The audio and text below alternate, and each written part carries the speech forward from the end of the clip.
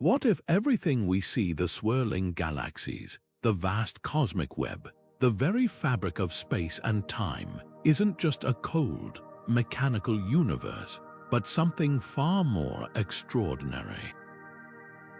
Picture this: the stars above you, the planets, even the empty stretches between them, all humming with a hidden intelligence, communicating in ways eerily similar to the neurons firing inside your own brain.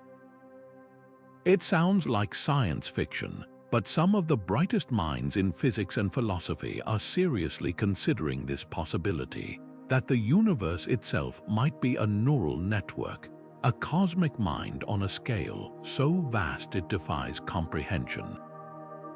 Think about the way neurons connect in your brain, forming intricate networks that give rise to thoughts, memories, and consciousness. Now zoom way out to the structure of the cosmos. Galaxies cluster together in filaments and nodes, weaving a web that mirrors the neural pathways of a brain. The similarities are uncanny, and they've led scientists to ask a radical question. Could these patterns be more than just coincidence? Could the universe, in some profound way, be thinking? This isn't just poetic speculation, it's a hypothesis grounded in cutting-edge physics, one that blurs the line between the material world and the mysteries of consciousness.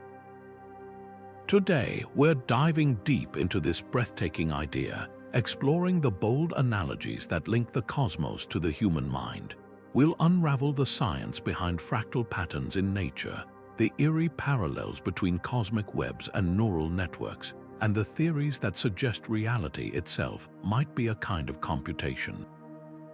By the end of this journey, you won't just see the night sky the same way again. You might start to wonder if the universe is looking back, in a sense, through the very eyes that gaze up at it.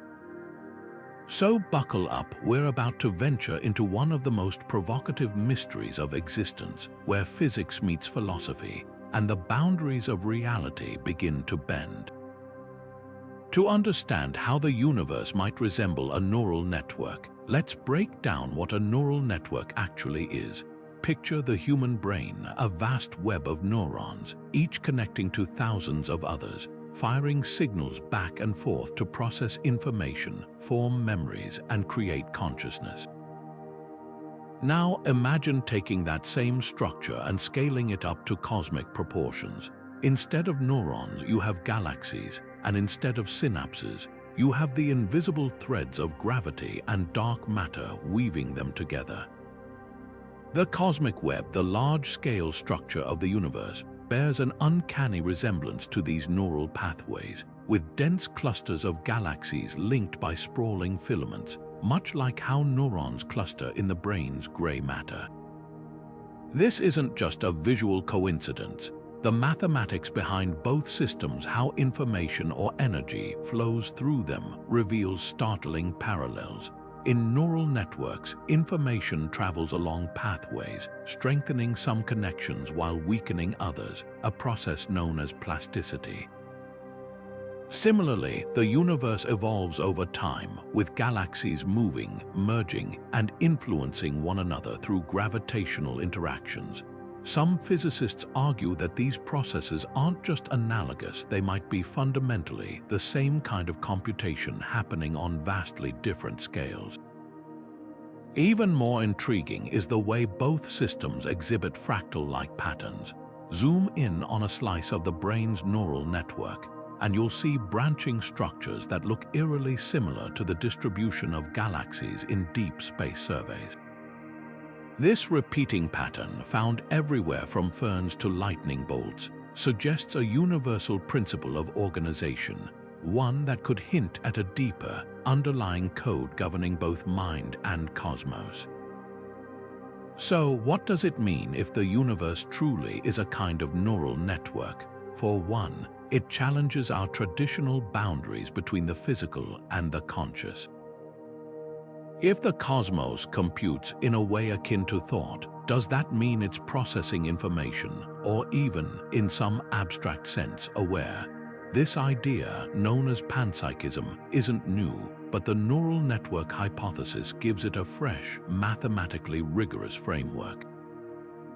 It also raises profound questions about the nature of reality itself.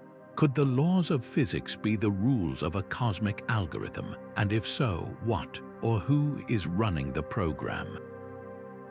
Of course, this theory isn't without its skeptics. Some argue that the similarities are superficial, a case of patterns repeating across scales without deeper significance.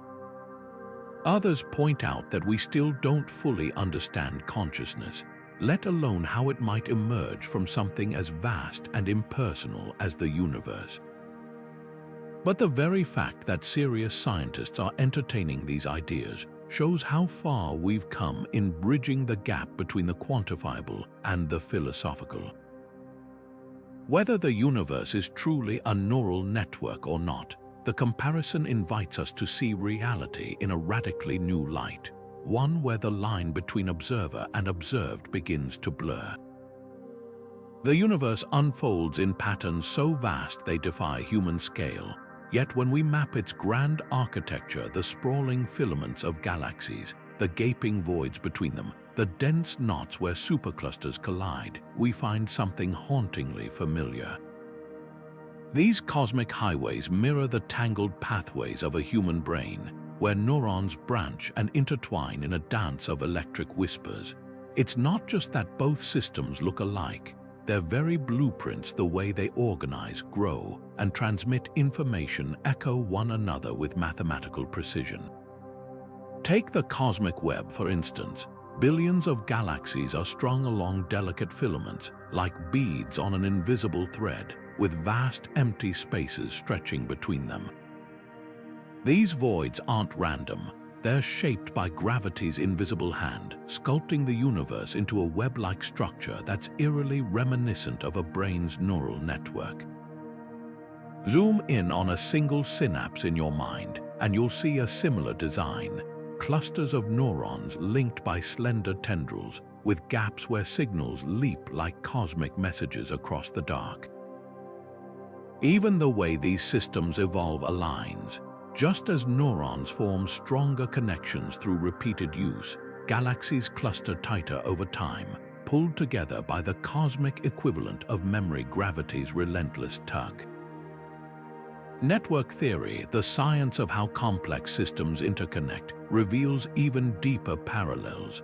Both cosmic and neural networks follow what's called a small world design, highly efficient with short paths linking distant points. In your brain, this lets a thought flash from one region to another in milliseconds. In the universe, it means energy and matter flow along filaments with surprising efficiency, as if the cosmos, too, is optimizing its connections.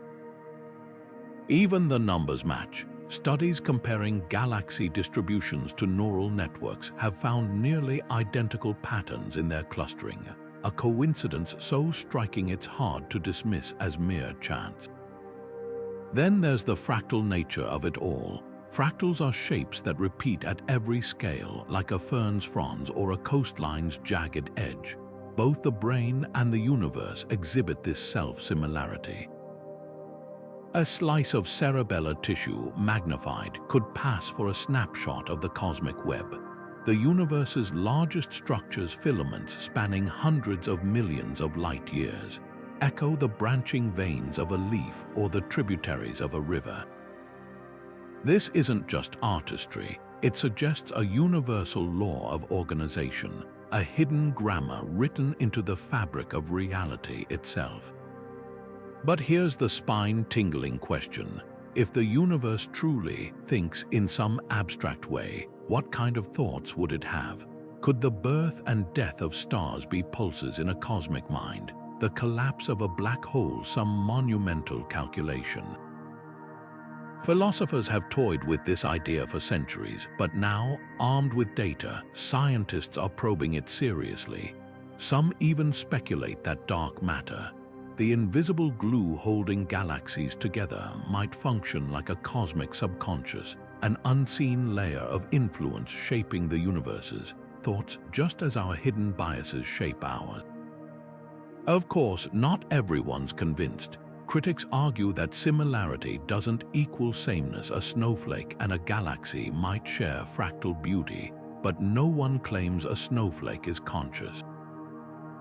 Others point out that networks are everywhere, from ant colonies to the internet, and resembling a brain doesn't imply a mind, yet the sheer scale of the overlap gives pause.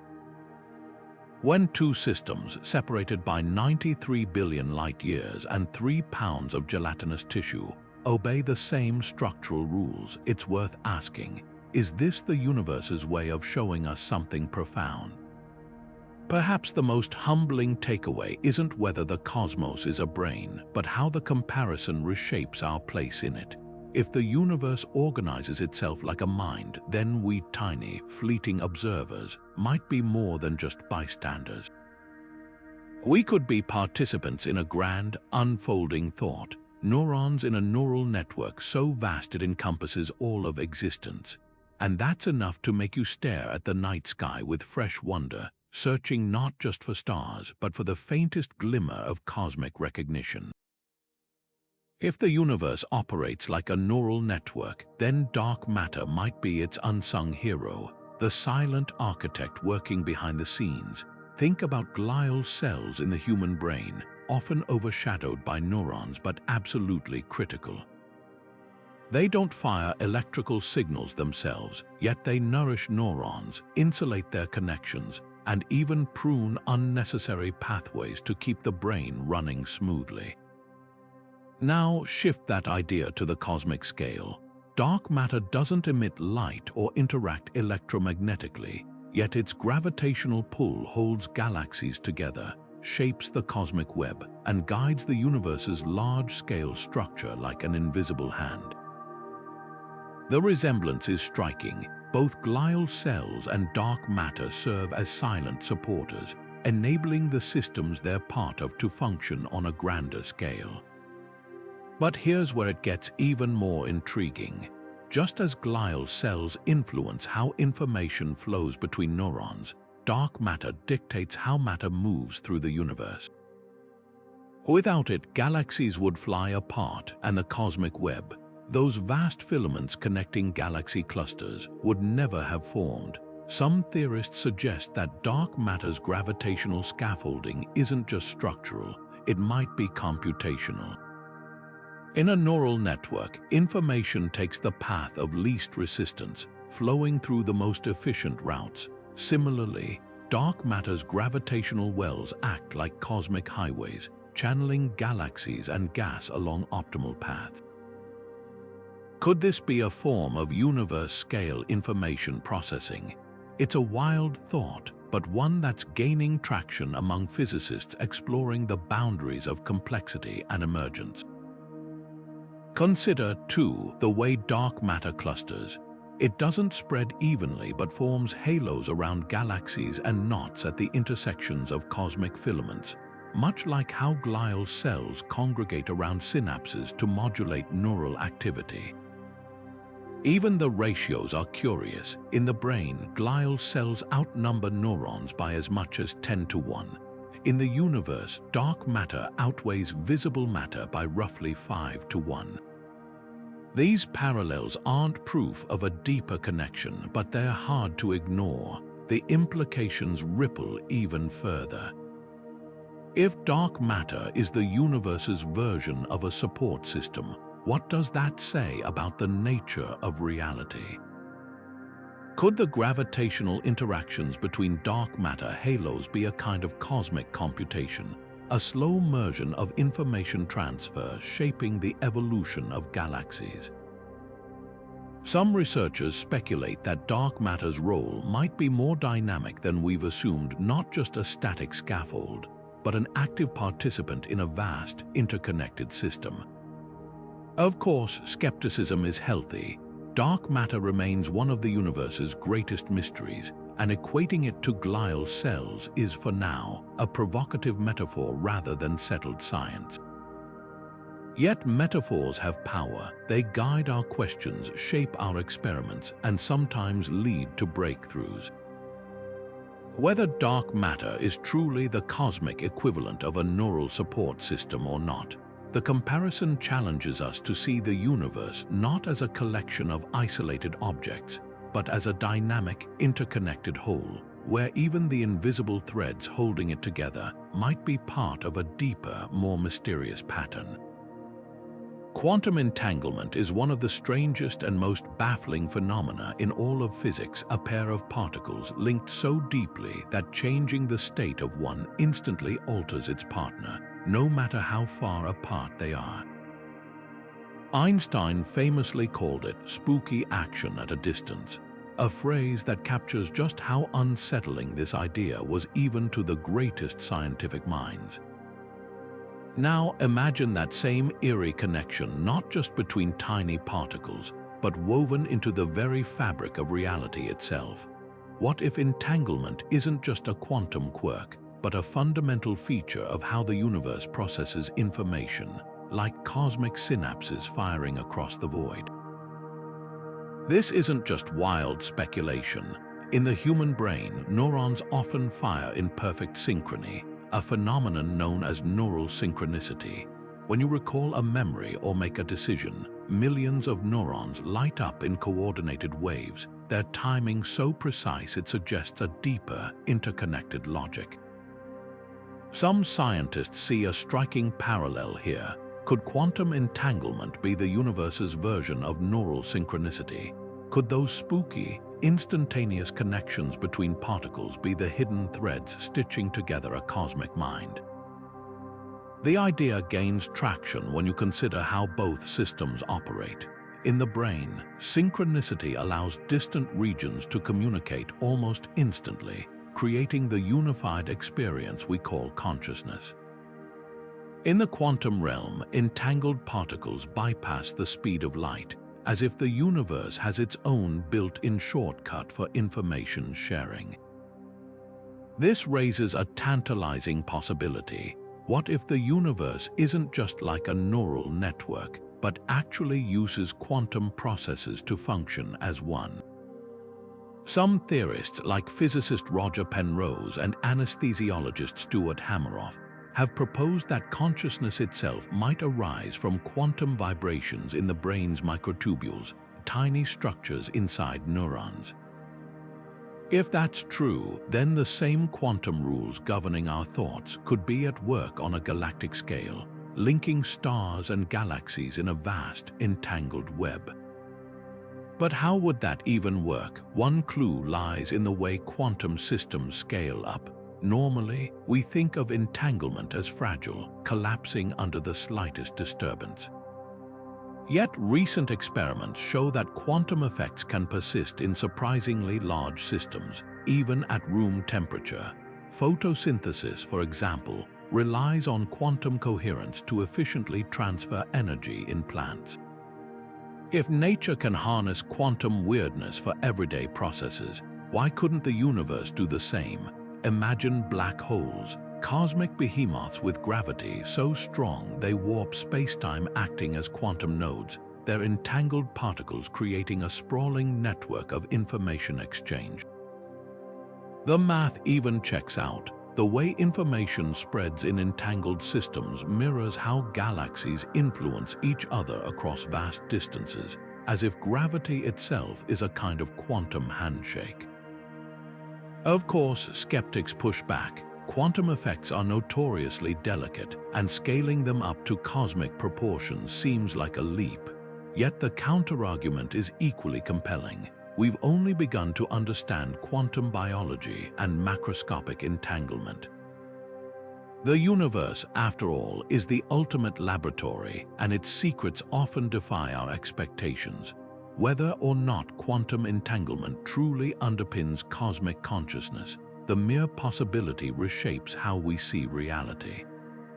It suggests that the universe isn't just a cold, mechanical place, but a dynamic, interconnected system where the smallest particles and the largest structures are bound by invisible threads of influence, a cosmic dance of information echoing the very rhythms of thought.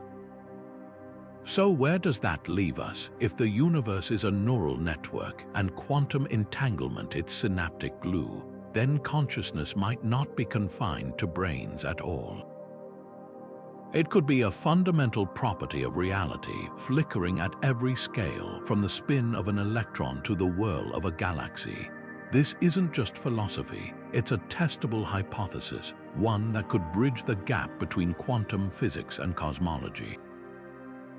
And that's perhaps the most thrilling part. We're not just passive observers in this story. We're participants, our own minds a tiny reflection of the universe's vast, entangled mind, if it exists. The night sky, then, isn't just something we look at. It's something that, in a way, looks back. Look at a snowflake under a microscope, and you'll see a delicate, branching pattern. Zoom out to a river delta from space, and you'll find the same branching design etched into the landscape.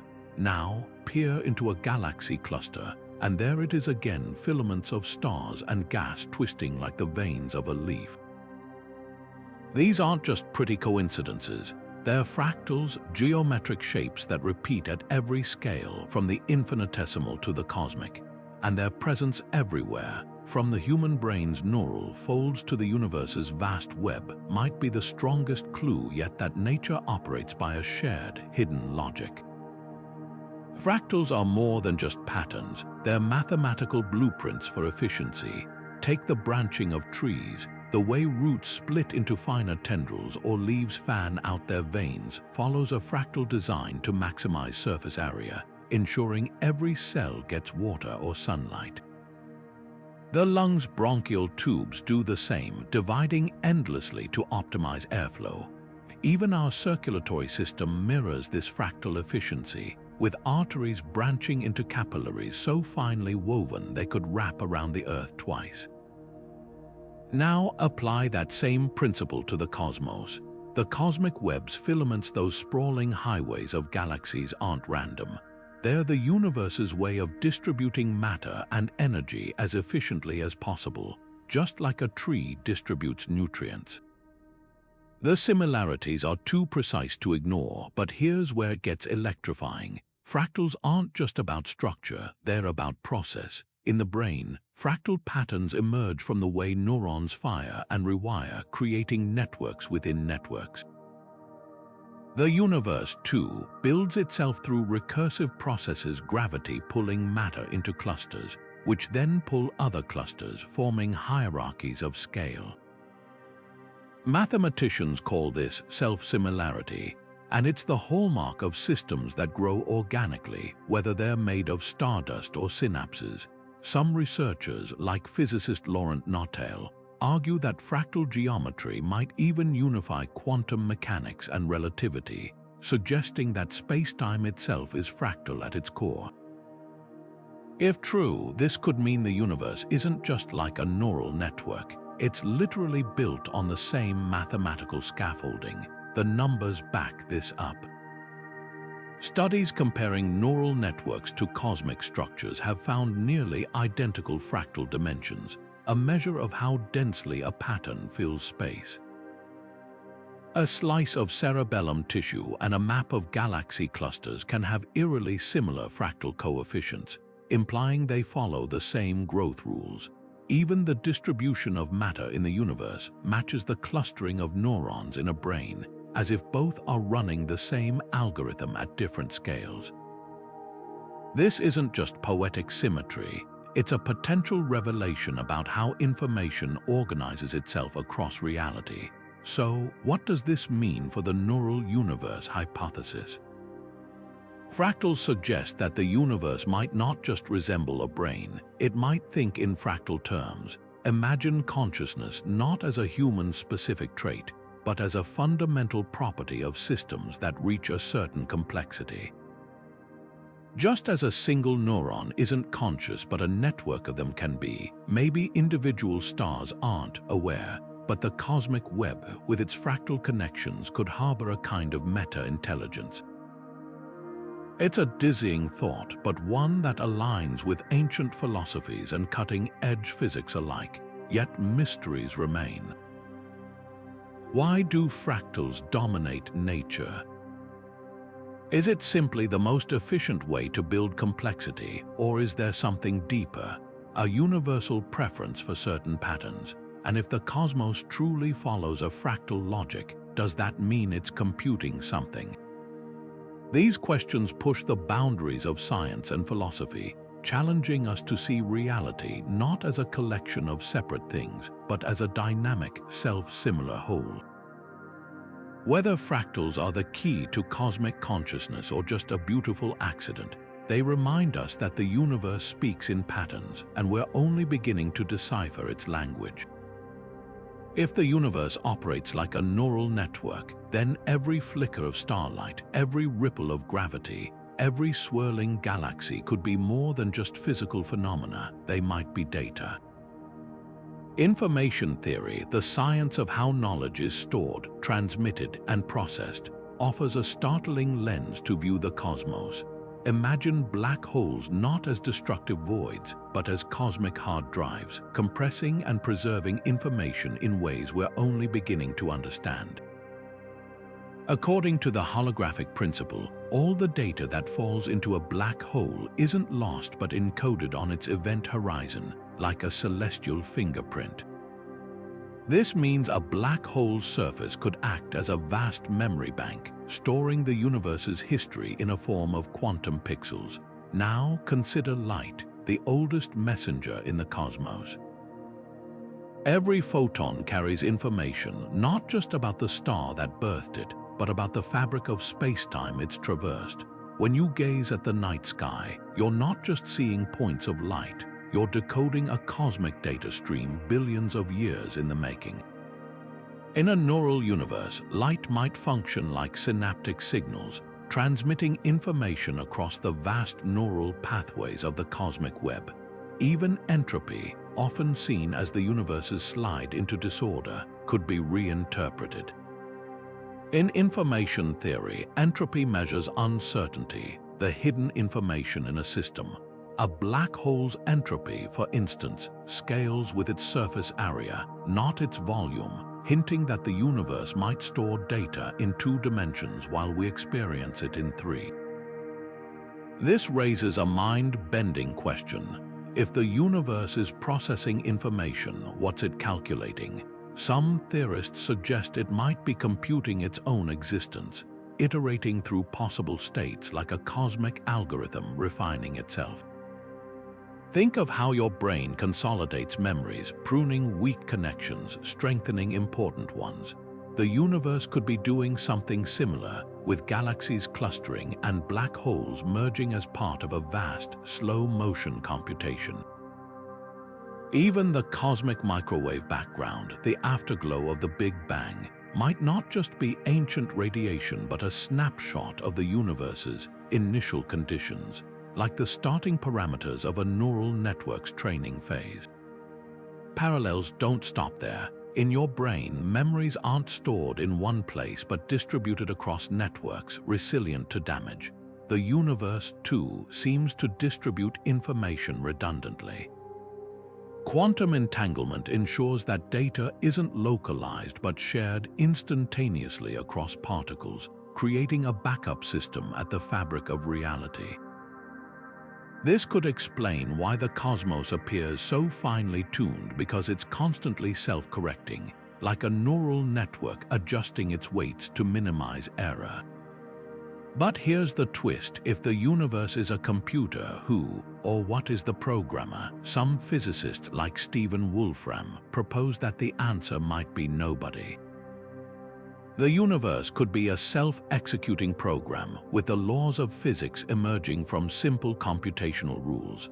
Others, like Seth Lloyd, argue that the cosmos is literally a quantum computer, with every particle interaction processing information in a vast, interconnected calculation.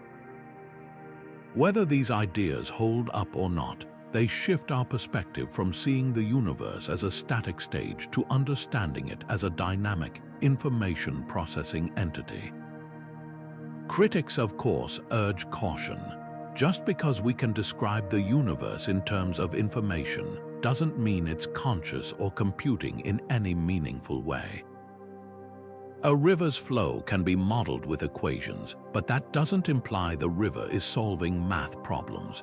Yet the sheer elegance of the information theoretic approach, its ability to unify quantum mechanics, thermodynamics, and cosmology suggests we might be onto something profound. The universe may not think like we do, but if it's exchanging, storing, and processing information, then in some abstract sense, it's engaging in the same fundamental activity that gives rise to thought. And that realization doesn't just redefine the cosmos, it redefines our place within it, casting us not as passive observers, but as active nodes in a grand, unfolding computation. Consciousness might not be the rare, flickering phenomenon we assume it is. What if it's as fundamental to reality as gravity or electromagnetism, an intrinsic property of matter itself?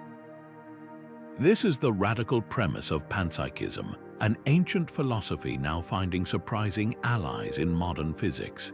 At its core, Panpsychism suggests that even the tiniest particles possess a whisper of awareness, not in the way we experience thoughts, but as a basic, raw form of sensation. Think of it like this: an electron doesn't think, but it might have some elemental capacity to feel its environment, a proto-consciousness that, when combined in vast networks, gives rise to the rich inner worlds of beings like us. Now, layer this idea onto the neural network model of the universe. If galaxies and cosmic filaments mirror the structure of a brain, could the universe's sheer scale and complexity allow for a form of meta-consciousness? Philosophers like Alfred North Whitehead and contemporary thinkers like David Chalmers argue that consciousness isn't something that magically emerges from complexity. It's already there, woven into the fabric of existence. In this view, the cosmos isn't just a cold, mechanical system. It's a dynamic, experiential one, with every interaction, every collision of particles, every warp of space-time carrying a faint echo of subjective experience. The implications are staggering. If panpsychism holds, then the universe isn't just like a neural network. It is one, with every star, planet, and atom participating in a vast, interconnected field of awareness. This doesn't mean the universe thinks in human terms any more than a single neuron understands Shakespeare. But just as neurons collectively create a mind, cosmic structures might collectively harbor a form of consciousness we can scarcely imagine. Some theorists even suggest that dark energy, the mysterious force accelerating the universe's expansion, could be a kind of cosmic drive, a universal impulse toward complexity that mirrors the way life strives toward greater awareness. Critics, of course, raise valid objections. How could something as intangible as consciousness be measured in atoms? And if everything is conscious, why don't rocks or stars exhibit behaviors we recognize as awareness? Panpsychists counter that consciousness isn't binary, it's a spectrum with human experience at one extreme and the faintest glimmers of sensation at the other. A hydrogen atom's experience might be as different from ours as a candle flame is from the sun, but both share the same fundamental nature. What makes this idea so compelling in the context of the neural universe hypothesis is its explanatory power. It sidesteps the so-called hard problem of consciousness, how subjective experience arises from physical processes, by suggesting that experience was always part of the equation. If the universe is a neural network, then consciousness isn't an emergent property. It's the baseline, the substrate upon which everything else is built. This perspective also dissolves the boundary between observer and observed. In a conscious universe, we're not just studying the cosmos, we're the cosmos studying itself. Yet mysteries remain. If consciousness is universal, why does it seem so concentrated in brains? And how do these micro-experiences combine to create the unified awareness we know? These are open questions, but the neural network model offers a clue: integration. Just as individual neurons contribute to a broader mind, perhaps particles and planets contribute to a broader cosmic consciousness through their interconnectedness. The universe's fractal patterns, its entangled particles, its vast web of gravity, all might be mechanisms for weaving tiny pulses of awareness into something grander. Whether panpsychism is ultimately proven or not, it challenges us to rethink our place in the cosmos. If consciousness is fundamental, then we're not accidental guests in an indifferent universe. We're expressions of a reality that's inherently alive, participants in a story far stranger and more wonderful than we've dared to imagine. And that changes everything, from how we see a falling leaf to how we ponder the distant glow of a quasar. The universe might not just be aware, it might be, in some profound and mysterious way, awake. Simulation theory and the neural universe hypothesis might seem similar at first glance. Both suggest that reality isn't quite what it appears. But dig deeper and you'll find a fundamental divide. One paints the cosmos as a programmed illusion, the work of some advanced civilization running a cosmic computer. The other proposes something far more radical, that the universe isn't running a simulation, it is the simulation, a self-organizing, self-aware network that doesn't need an external programmer because intelligence is baked into its very fabric.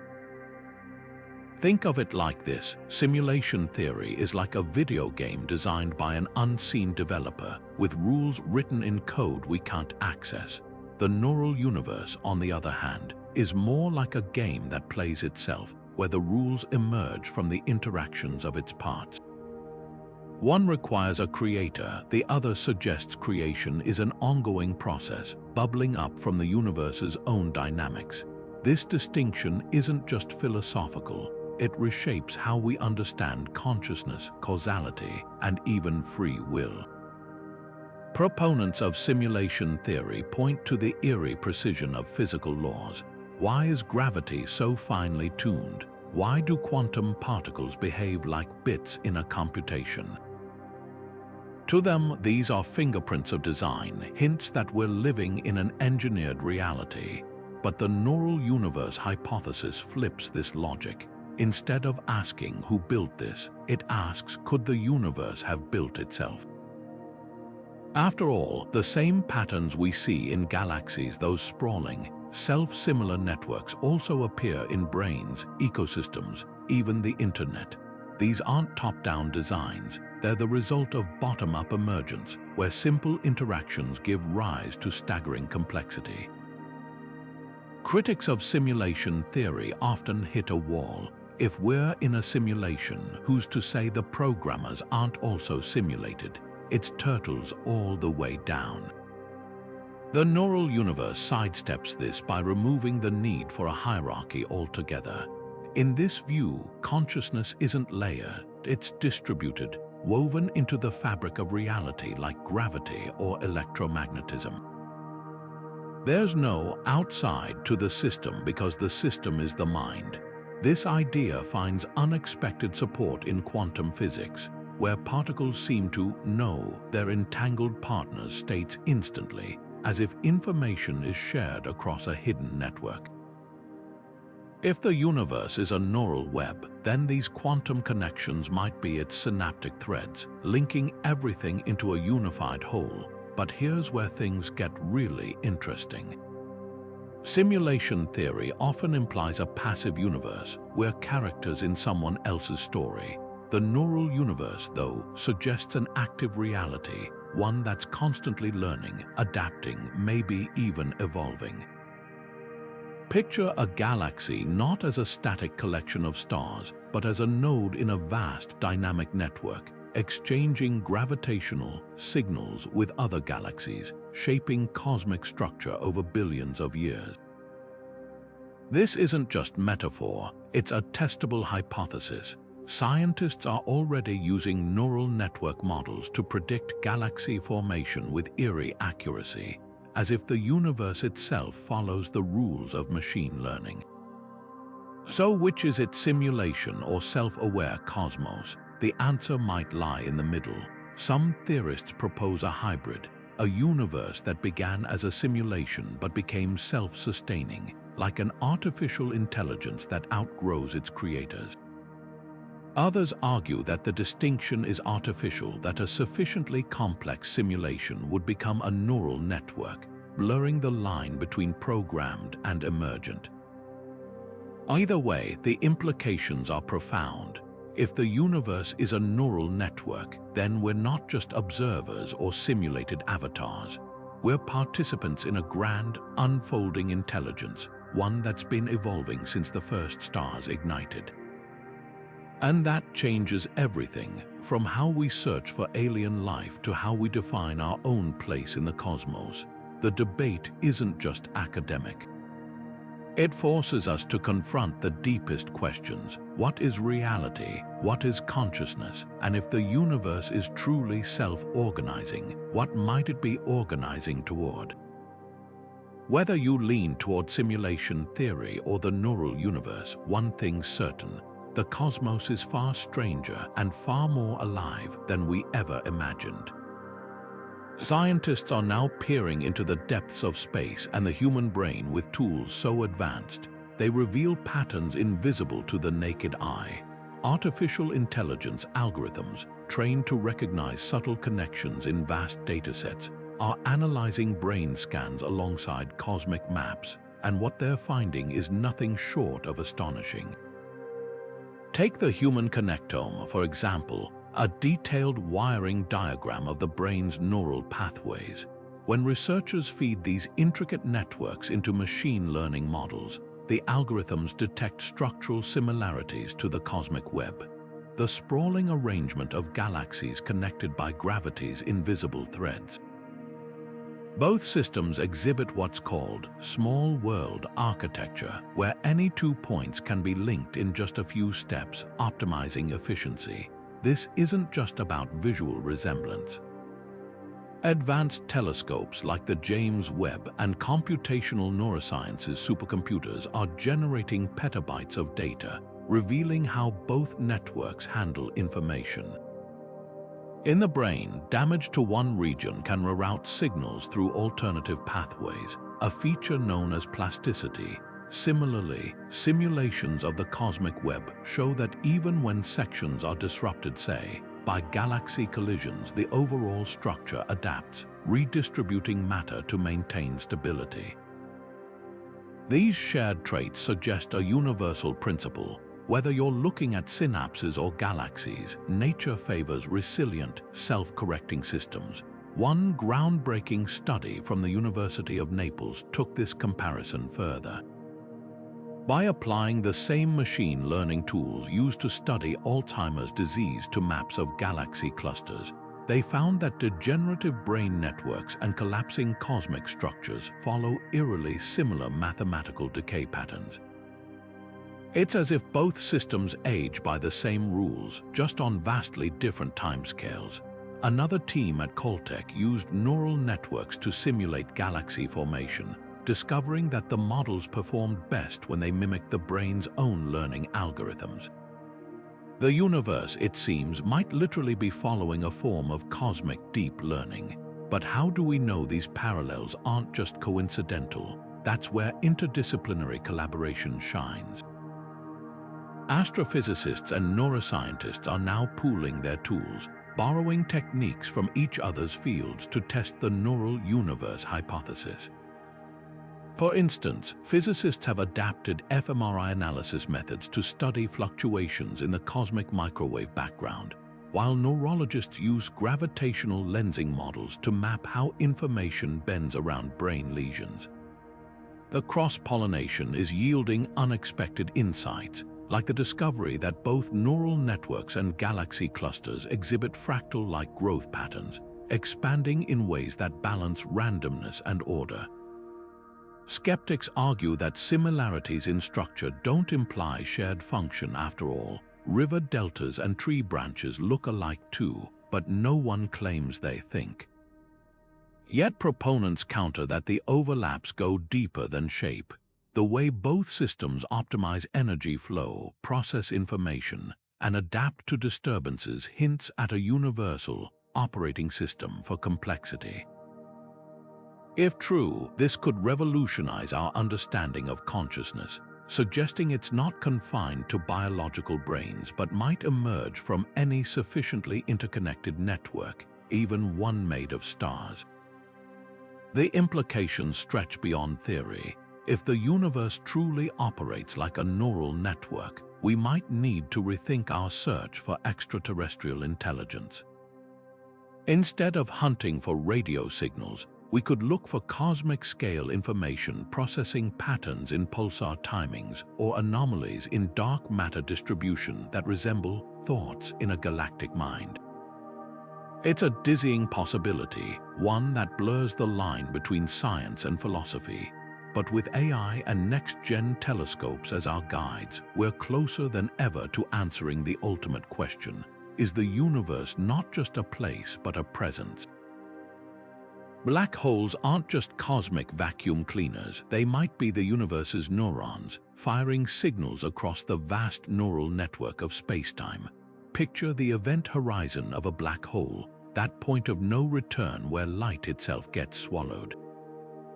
In a strange twist, this boundary behaves less like a one-way trap and more like a membrane, vibrating and resonating with quantum information. Now compare that to a neuron in your brain. When a neuron fires, it doesn't just send a signal, it transforms information, integrating inputs before passing them along. Black holes might be doing something eerily similar on a cosmic scale, absorbing matter and energy, churning it through the chaos of their interiors, and potentially radiating it back out as Hawking radiation, a faint but profound whisper of quantum data. This idea isn't just poetic speculation. The math behind black holes and neural activity reveals uncanny parallels. Take the black hole information paradox, the puzzle of what happens to the information locked inside a black hole. Quantum mechanics insists information can't be destroyed, yet general relativity suggests it vanishes forever. The resolution: black holes might encode that information on their event horizons like a cosmic hard drive before slowly leaking it back into the universe. This mirrors how neurons encode memories, not in a single location, but distributed across synapses, resilient to damage. The universe, it seems, might have its own version of neural plasticity, with black holes acting as dynamic nodes in a sprawling cosmic brain. Even the way black holes interact with their surroundings hints at neural-like behavior. Supermassive black holes at the centers of galaxies don't just sit there. They actively shape their environments, ejecting jets of plasma that stretch for millions of light years. These jets could be seen as cosmic axons, transmitting energy and influence across galactic distances. And just as neurons communicate through synchronized firing, black holes might talk to one another through gravitational waves, ripples in spacetime generated when they collide. The universe's largest mergers could be the equivalent of synaptic bursts, sending shockwaves of information through the cosmic web.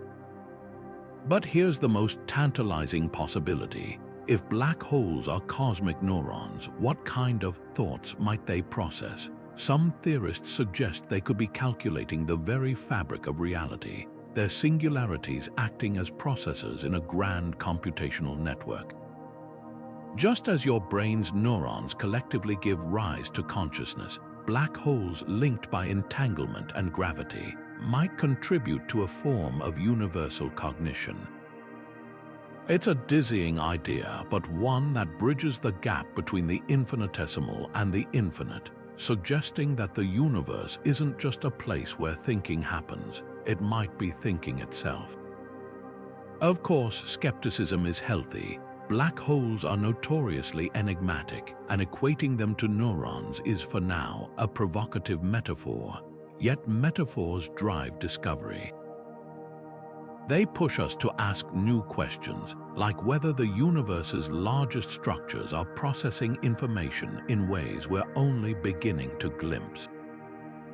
Whether black holes are truly cosmic neurons or not, the comparison invites us to see these mysterious objects not as endpoints, but as vital, dynamic participants in a universe far more interconnected and perhaps far more alive than we ever imagined.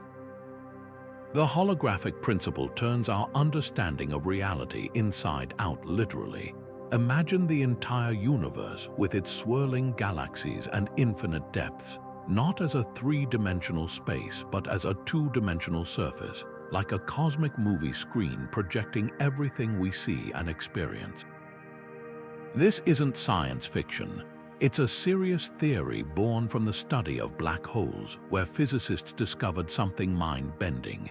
All the information that falls into a black hole doesn't vanish. It gets encoded on its event horizon, the point of no return.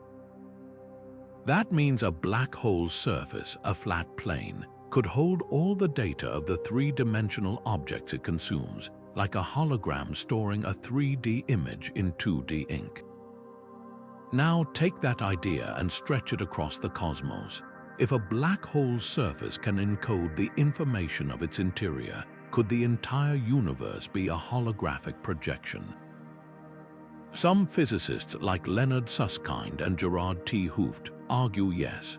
They propose that spacetime itself might be a shadow cast by a deeper, more fundamental layer of reality, a vast, interconnected network operating in fewer dimensions. And here's where the neural network analogy gets electrifying. If the universe is a hologram, the projector might not be a machine but something far more organic, a cosmic neural web, with each node processing and storing information like synapses in a brain. Think about how memories work in your mind. They're not stored in one place but distributed across neural pathways, resilient and adaptable. The holographic principle suggests the universe does the same. Just as a single neuron doesn't hold a full memory but contributes to a broader pattern, a single point in space might not contain all the information about what's happening there. It's spread across a hidden surface, woven into the fabric of reality itself. This idea finds surprising support in string theory, where the fundamental building blocks of reality aren't particles but tiny, vibrating strings. These strings might live on a lower dimensional boundary, their interactions creating the illusion of a 3D world, much like how the firing of neurons creates the illusion of a unified consciousness. The implications are staggering. If space-time is a hologram, then the neural network model of the universe isn't just a metaphor. It could be the literal architecture of reality. The cosmic web's filaments, the way galaxies cluster and interact, might be the visible traces of a deeper computational process, a universe thinking in patterns we're only beginning to decode. Even quantum entanglement, with its spooky instantaneous connections, makes more sense in this framework. If particles are projections of a 2D network, their entanglement could be like 2 points on a hologram linked by hidden threads, no distance apart in the underlying code. But here's the twist. If the universe is a holographic neural network, who or what is the observer? In a brain, consciousness arises from the integrated activity of neurons. In a holographic cosmos, could the universe's self-awareness emerge from the interplay of its encoded information? Some theorists take this even further, suggesting that the act of observation, a cornerstone of quantum mechanics, might be the universe reading its own data, like a mind reflecting on its memories. Skeptics, of course, point out the gaps. The holographic principle is still largely theoretical, and we've yet to find direct evidence that reality is a projection. Yet the math is compelling, and the parallels to neural networks are too striking to ignore. Whether the universe is truly a hologram or not, the idea forces us to rethink the nature of existence itself. It suggests that the boundaries between mind and cosmos might be thinner than we ever imagined, that we're not just living in the universe, but part of a vast dynamic computation, a thought in the mind of something far greater. And that's a revelation that doesn't just change how we see the stars, it changes how we see ourselves. Time slips through our fingers like sand, always moving forward in a steady, unbreakable rhythm, or so it seems. But what if time isn't the rigid, universal constant we assume it is? What if, for a conscious universe, time is more like a fluid dance, bending and twisting with the rhythms of its own thoughts? Einstein shattered the illusion of absolute time over a century ago, showing us that clocks tick slower near massive objects and faster in empty space. But if the universe is a vast neural network processing information across galaxies and black holes, then time might not just bend, it could be something far stranger, an emergent illusion, a side effect of cosmic computation. Think about how your brain perceives time. When you're engrossed in a thrilling moment, seconds stretch. When you're bored, minutes crawl. Your subjective experience of time isn't fixed, it's shaped by how your neurons fire and wire together. Now zoom out to the cosmic scale. If the universe thinks, might its perception of time also be elastic, fluctuating with the density of its neural activity? Near a black hole where gravity warps spacetime to extremes, time nearly grinds to a halt. In the void between galaxies, it might race forward unimpeded. These aren't just distortions, they could be glimpses of how a cosmic mind experiences its own existence, with time flowing at different rates in different regions of its awareness. Quantum gravity adds another layer of mystery. At the smallest scales, time might not even exist as we know it. Some theories suggest that time emerges from deeper, timeless processes like the way temperature emerges from the chaotic motion of molecules. If the universe is computing itself, then time could be the clock speed of that computation, varying with the complexity of the operations. A galaxy cluster might process time slowly, while a quantum fluctuation in empty space flickers in an instant. This would mean the universe doesn't just perceive time, it generates it, like a brain conjuring the sensation of a passing moment from the firing of synapses. Here's where it gets even wilder. In a neural universe, the arrow of time, the reason we remember the past but not the future, might not be fundamental. It could arise from the way information flows through the cosmic network. Think of a memory forming in your mind, neurons firing in a specific sequence, creating a trace that can be revisited. On a universal scale, the expansion of the cosmos might be the universe writing its own memory, with entropy the increase of disorder acting like a cosmic quill, ensuring events unfold in one direction. But if the universe could reverse its computations, would time run backward?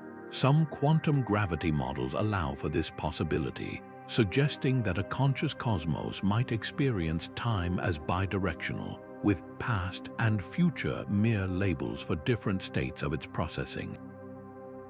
The most radical idea, time might not flow at all. Our perception of movement, of one moment giving way to the next, could be an artifact of how the cosmic neural network updates its state. Like frames in a movie, each moment in the universe might be static, with the illusion of motion created by the rapid succession of discrete computational steps. This aligns with theories like loop quantum gravity, where spacetime is pixelated, a tapestry of tiny, indivisible chunks. If true, then the universe's now isn't a moving point but a vast, interconnected web of frozen instants, with change emerging from how those instants relate. But how would a cosmic consciousness experience this? Without a brain to impose a linear narrative, the universe might perceive all moments at once, past, present, and future coexisting in an eternal now. This wouldn't be time as we know it, but something more akin to a symphony, where every note exists simultaneously, yet the music unfolds in sequence for the listeners within it. We, as tiny parts of this cosmic mind, might be like individual instruments, perceiving time's flow because we're embedded in the computation, not orchestrating it. Skeptics argue that time's fluidity is just physics, not proof of cosmic awareness. Yet the parallels are hard to ignore. From relativity to quantum mechanics, our best theories hint that time is deeply intertwined with observation and interaction, the very hallmarks of a processing, perceiving system. Whether the universe truly thinks or not, the way it handles time suggests a reality far more dynamic and interconnected than we ever imagined. And that leaves us with a haunting question. If time is the universe's thought process, what is it thinking about? Life began as a whisper, a single-celled organism drifting in Earth's ancient seas, unaware of itself yet brimming with potential. Over billions of years, those simple cells multiplied, diversified, and wove themselves into ever more complex forms: algae, jellyfish, ferns, dinosaurs, and eventually, creatures capable of gazing at the stars and wondering about their place in them. This march toward complexity isn't unique to life on Earth. Look up at the night sky, and you'll see the same story written in starlight. The early universe was a sea of scattered hydrogen, simple and uniform. But gravity pulled those atoms together, forging stars, then galaxies, then sprawling superclusters, each step a leap toward greater structure, greater intricacy. The question isn't just whether the universe mirrors life's ascent toward intelligence. It's whether the cosmos, in its own way, might be following a similar path of awakening.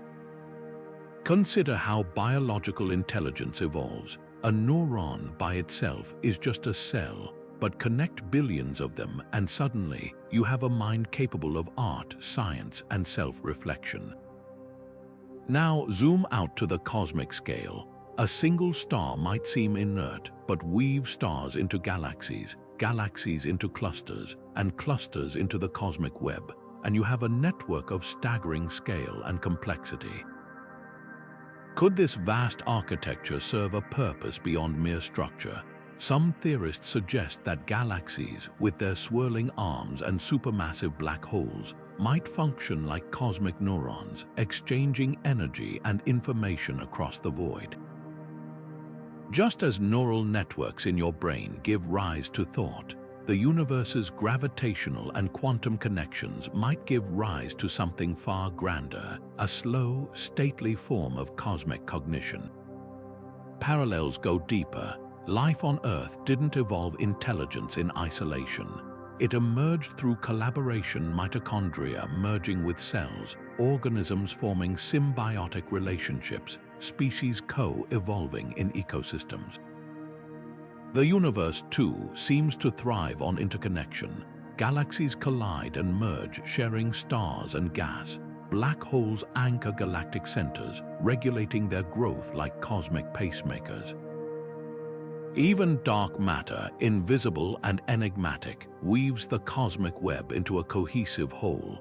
If intelligence requires not just complexity but interaction, then the universe's sheer interconnectedness makes it a prime candidate for a kind of meta-mind, one that operates on timescales too vast for us to perceive. But here's the twist: biological intelligence is driven by survival.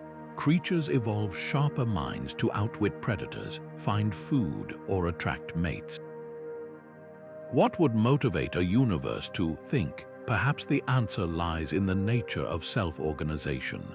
From hurricanes to ant colonies, complex systems tend to optimize themselves, seeking stable, energy-efficient configurations. If the universe is a self-organizing network, then its intelligence might not involve conscious goals but an inherent drive toward equilibrium, a cosmic version of homeostasis. Stars forge heavy elements, galaxies recycle them into new generations of stars, and black holes regulate the flow of matter and energy. This isn't just chaos settling into order. It's a system fine-tuning itself over eons, learning the most efficient ways to exist. Critics argue that calling this process intelligence stretches the term beyond meaning. After all, galaxies don't solve problems or invent tools, yet defining intelligence narrowly risks missing the bigger picture. Slime molds with no brains at all can solve mazes. Plant roots communicate through fungal networks. Intelligence, it seems, isn't just about neurons. It's about how information flows and adapts within a system. By that measure, the universe's ability to organize itself into galaxies, to encode the laws of physics in its very fabric, and to generate observers capable of deciphering those laws might qualify as a profound, if alien, form of smarts. The most humbling thought: if the universe is growing more intelligent, we might be part of that process. Just as mitochondria became essential to complex life, conscious beings like us could play a role in the cosmos's unfolding awareness. Our telescopes, probes, and theories aren't just tools, they're the universe's way of understanding itself. Every time a child gazes at the stars or a scientist deciphers a quantum riddle, the cosmos, in a sense, learns something new. Whether that makes us neurons in a galactic brain or mere sparks in a vast, evolving fire, one thing's certain: the story of intelligence, it seems, is far bigger than we ever imagined. Emergence is nature's magic trick, the way simple rules conspire to create breathtaking complexity. Picture a murmuration of starlings, thousands of birds weaving through the sky as one fluid entity. No leader directs their dance. Each bird follows just a few basic cues from its neighbors. Yet from these tiny interactions, an elegant, ever-shifting pattern emerges. Now stretch that idea across the cosmos. The universe, too, is a masterpiece of emergence, where the humble laws of gravity, quantum mechanics, and thermodynamics conspire to build galaxies, stars, and perhaps even something far more mysterious: cosmic-scale thoughts. At the heart of this idea is gravity, the universe's great choreographer. On its own, gravity is simple: it pulls masses together. But when countless particles obey this rule over billions of years, something extraordinary happens. Gas clouds collapse into stars, stars cluster into galaxies, and galaxies thread themselves into the cosmic web's intricate filaments. This isn't just structure, it's self-organization on a scale so vast it boggles the mind. And just as the synchronized flashing of fireflies arises from simple biological signals, the universe's large-scale order emerges from trillions of tiny gravitational tugs. Could this gravitational ballet be more than physics? Could it be a kind of cosmic computation, with galaxies acting as nodes in a sprawling neural network? Dark energy adds another layer of intrigue. While gravity pulls matter together, dark energy pushes space itself apart, accelerating the universe's expansion. This cosmic tug-of-war creates a dynamic equilibrium, shaping how structures form and evolve. In the brain, balance is equally crucial. Excitatory and inhibitory neurons work in concert to prevent chaos, allowing coherent thought to emerge. If the universe is a neural network, dark energy might play the role of regulator, ensuring the cosmic mind doesn't collapse into disorder or fly apart into noise. The result: a stable, evolving system where complexity can flourish. Then there are quantum fluctuations, the universe's smallest whispers. In the vacuum of space, particles blink in and out of existence, a froth of energy governed by uncertainty. These fluctuations aren't just background noise, they're the seeds of cosmic structure. Tiny quantum ripples in the early universe stretched into density variations, eventually becoming the galaxies we see today. This is emergence in its purest form, microscopic randomness giving rise to macroscopic order. In the brain, randomness plays a similar role. The firing of neurons isn't perfectly predictable. It's stochastic, with variability that allows for creativity and adaptation. Could quantum fluctuations be the universe's version of neural spontaneity, the raw material for cosmic innovation? The real marvel is how these processes might combine to create something akin to thought. Consider consciousness. It emerges from the collective activity of neurons, none of which are individually aware. Similarly, the universe's thoughts might arise from the interplay of gravity, dark energy, and quantum mechanics without any single particle knowing the larger pattern. This isn't about the universe having a human-like mind. It's about complexity reaching a threshold where new properties like information integration or self-regulation naturally arise. Just as wetness emerges from water molecules interacting, cosmic awareness could be a property of the whole, not its parts. Skeptics argue that calling this thought is poetic license. After all, galaxies don't solve equations or compose symphonies, but emergence doesn't require human-like cognition. Ant colonies display swarm intelligence without any ant understanding the colony's goals. The internet organizes global knowledge without being aware in any traditional sense. If the universe is a network, its thoughts might be as alien to us as our minds are to an ant. They could involve the slow, stately processing of gravitational waves, the cosmic web's feedback loops, or even black holes encoding and transmitting information across spacetime. The implications are profound. If emergence can turn stars into a cosmic mind, then intelligence might not be rare or special. It could be a natural outcome of complex systems, as inevitable as planets orbiting suns. This shifts how we search for extraterrestrial life. Instead of looking for beings like us, we might seek signs of emergent cosmic cognition, patterns in galaxy rotations, anomalies in dark matter distribution, or even gravitational wave conversations between black holes. It's a humbling thought. We may not be the universe's only thinkers, just the newest ones on the scene. Whether the universe truly thinks or not, the parallels between neural and cosmic networks remind us of a deeper truth: complexity breeds wonder. From the flutter of a butterfly's wings to the spin of a galaxy, the same principles of emergence are at work, weaving simplicity into grandeur. And that leaves us with a tantalizing question. If the universe can birth stars, planets, and life, what else might its infinite connections bring into being? Not everyone is convinced the universe behaves like a cosmic brain. Skeptics argue that drawing parallels between galaxies and neurons might be little more than wishful thinking, a case of seeing faces in clouds because we're wired to find patterns even where none exist. This tendency, known as anthropic bias, suggests we're projecting our own biology onto the cosmos, mistaking superficial similarities for profound connections. After all, lightning branches like neurons too, but no one claims a thunderstorm is conscious. The danger, critics warn, is conflating metaphor with mechanism. Just because two systems share structural traits doesn't mean they operate by the same rules. Others point to a glaring gap in empirical evidence.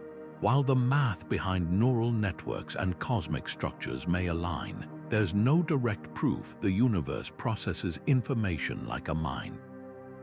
The neural universe hypothesis leans heavily on analogy, but analogies aren't data. Without observable mechanisms, some measurable signature of cosmic thought, the idea risks drifting into metaphysics. For instance, if black holes truly functioned as neurons, wouldn't we detect signals akin to brain waves in their gravitational emissions? So far, no such pattern has been found. Alternative explanations for cosmic patterns further muddy the waters. The universe's large-scale structure can be explained by well-established physics, gravity pulling matter into filaments, dark energy stretching the voids between them. These processes don't require consciousness. They emerge naturally from the interplay of fundamental forces. Similarly, fractal patterns abound in nature because they're mathematically efficient, not because they hint at hidden intelligence. Snowflakes and ferns follow fractal geometry, but their beauty is a byproduct of physics, not proof of a grand design. Yet proponents counter that dismissing the neural universe as mere pattern recognition misses the bigger picture. The similarities between cosmic and neural networks go beyond shape, they extend to function. Both systems optimize information flow, exhibit small world connectivity, and evolve through feedback loops. These parallels aren't just visual, they're mathematical, rooted in network theory and complexity science. While it's true that correlation isn't causation, the depth of overlap demands more than a shrug. At the very least, it invites serious investigation. The debate often hinges on definitions. If consciousness is strictly a biological phenomenon, then the universe, lacking synapses or biochemistry, can't be aware. But if consciousness is a broader property of complex systems, a capacity to integrate and process information, then the cosmic web, with its trillions of interconnected nodes, might qualify. This isn't about the universe writing poetry. It's about whether complexity alone can give rise to novel properties, as Emergence suggests. Strikingly, some criticisms inadvertently strengthen the neural universe case. Take the charge that the theory is untestable. Recently, researchers have used AI to simulate galaxy formation with neural network models, and the results eerily match observations. If the universe behaves like a neural net when modeled as one, doesn't that hint at a deeper truth? Meanwhile, projects like the Event Horizon Telescope are probing black holes for information coding properties akin to holograms, offering potential empirical hooks for the theory. The takeaway isn't that the neural universe hypothesis is proven, but that it's fertile. It bridges disciplines, sparks new experiments, and challenges us to rethink old assumptions. Even skeptics agree the universe's patterns are undeniably resonant. Whether those patterns signify a cosmic mind or simply nature's love of efficiency, they remind us that reality is far stranger and more connected than we ever imagined. Ancient Hindu sages described the universe as Brahman, an infinite, conscious web where every star, every atom, pulses with the same sacred intelligence. The Rig Veda, written over 3,000 years ago, speaks of a cosmic mind where all beings are one soul, though they take many forms. Half a world away, the Greek philosopher Anaxagoras claimed the cosmos was governed by nous, a universal intellect that ordered chaos into harmony. These weren't just poetic musings, they were startlingly precise intuitions about reality's interconnected nature. Today, as physicists map the universe's structure and find it eerily similar to neural networks, we're left wondering, did ancient cultures glimpse a truth modern science is only now uncovering? Take the Hindu concept of Indra's net, a metaphor from the Atharva Veda depicting the cosmos as an endless web of jewels, each reflecting all the others. Touch one gem and the ripple spreads through the entire net. This mirrors exactly how neurons operate. Activate one, and the signal cascades across the brain's vast network. Even more striking is the parallel to quantum entanglement, where particles instantaneously influence each other across vast distances. The sages had no telescopes or particle accelerators, yet their vision of a responsive, interconnected cosmos aligns with what we now observe at both cosmic and quantum scales. Greek thought ventured similar territory. Plato's Timaeus describes the universe as a living creature with a soul that interpenetrates its body, a phrase that could easily describe the neural universe hypothesis, where space-time and consciousness intertwine. The Stoics took it further, proposing a cosmic logos, an intelligent fabric weaving all things into unity.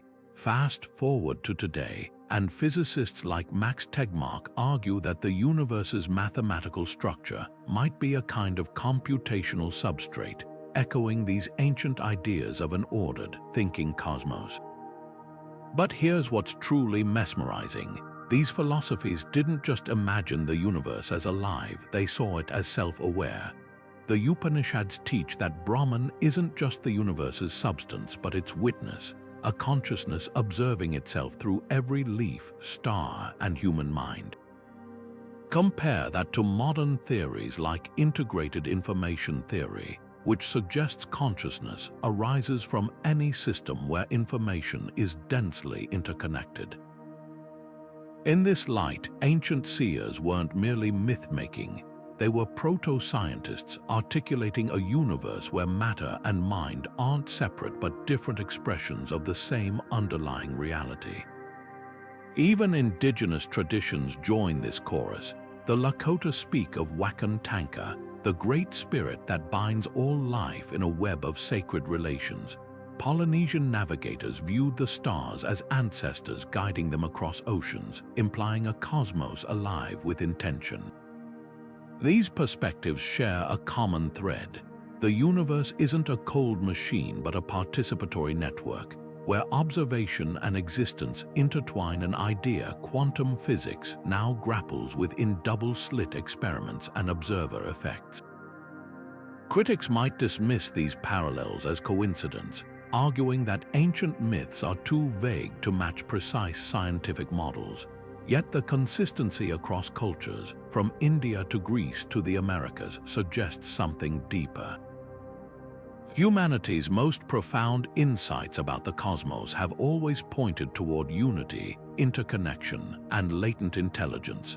Today, as we peer deeper into the cosmic web and the human brain, finding their structures nearly identical, we're forced to confront a humbling possibility. The ancients weren't just telling stories. They were mapping the universe's hidden architecture with the only tools they had: intuition, metaphor, and a relentless curiosity about the nature of existence. Perhaps then, the neural universe hypothesis isn't a radical new idea, but the rediscovery of an ancient one, now dressed in equations and data. Whether through Vedantic scripture or quantum field theory, the message remains the same: the cosmos is more than stars and space. It's a living, thinking tapestry, and we, like our ancestors, are threads woven into its endless design. Artificial intelligence is cracking open cosmic mysteries in ways we never imagined by mimicking the very structures it seeks to understand.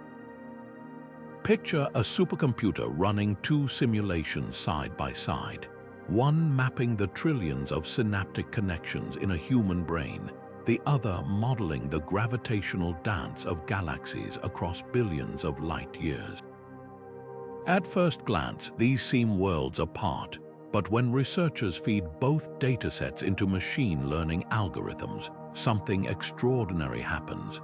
The AI identifies nearly identical patterns in how information flows through these systems, like discovering two cities built from the same blueprint, one made of stardust, the other of neurons. This isn't science fiction.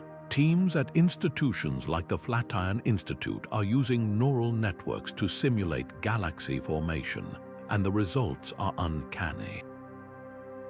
Traditional physics-based models require painstaking calculations of gravity, gas dynamics, and dark matter. But when AI is trained on real cosmic data, it begins to think like the universe, predicting galactic behavior with startling accuracy, almost as if it's intuiting the hidden rules of cosmic computation. Even more fascinating, these same AI architectures, when applied to brain scans, can predict neural activity with similar precision. The implication is profound.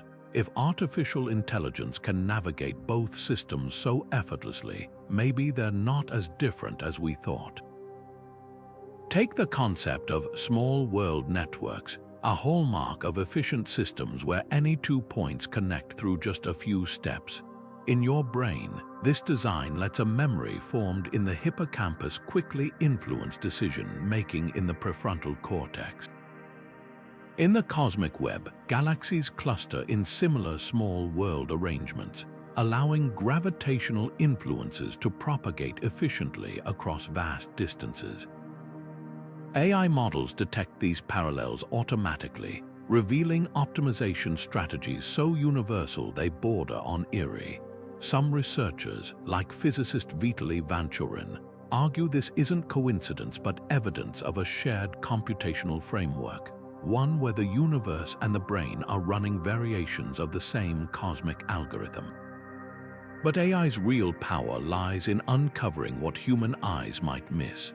In 2021, a team at the University of Bologna trained a neural network to analyze fluctuations in the cosmic microwave background, the afterglow of the Big Bang. The AI flagged subtle irregularities that matched the branching patterns of dendritic trees in brain cells. These aren't patterns we programmed the AI to find. They emerged organically from the data, hinting at a deeper organizational principle governing both scales. Similarly, when neuroscientists at MIT used cosmic web analysis tools to study the brain's white matter, they discovered that neural pathways distribute energy with the same efficiency as matter flowing along galactic filaments. Skeptics caution that AI's pattern-finding prowess can sometimes see connections where none exist, a high-tech version of finding faces in clouds, yet the correlations persist across multiple studies and methodologies. At Stanford's Complexity Group, researchers are now designing dual-purpose AI models that can switch between simulating neural activity and cosmic evolution with minimal adjustments. The fact that this is possible at all suggests an underlying unity, a mathematical kinship between the fabric of space-time and the fabric of thought. What's next? Projects like the Virtual Brain Initiative are pushing further, using cosmic-scale supercomputers to simulate entire brains down to the molecular level. Meanwhile, astrophysicists are borrowing these neural models to predict where undiscovered galaxies might lurk in the cosmic web. Each breakthrough feeds the other, creating a virtuous cycle of discovery. If the universe truly is a neural network, then AI isn't just a tool for understanding it, it's a mirror, reflecting back the hidden logic of a cosmos that might be more like a mind than we ever dared to dream. And that realization doesn't just transform how we study the stars, it redefines what it means to think, to exist, and to be part of a universe that could, in some profound way, be thinking alongside us. Our brains are exquisitely tuned instruments, but they're tuned to a very narrow frequency. Imagine a fish born in a shallow pond, blissfully unaware of the ocean's crushing depths or the vastness of the sky above. In many ways, that's us. Evolution crafted our senses to survive on Earth's surface, not to decode the universe's deepest mysteries. We see only a sliver of the electromagnetic spectrum, hear a fraction of possible sounds, and perceive time in a linear crawl. Yet we're surrounded by phenomena that defy our innate understanding. Particles that exist in two places at once, black holes that warp time into knots, and now, the tantalizing possibility that the cosmos itself might be a vast thinking network. The question isn't just whether the universe is conscious, it's whether our minds are even equipped to recognize such a thing. Consider the humble ant scurrying across a smartphone screen. To the ant, the screen is just a warm, flat surface.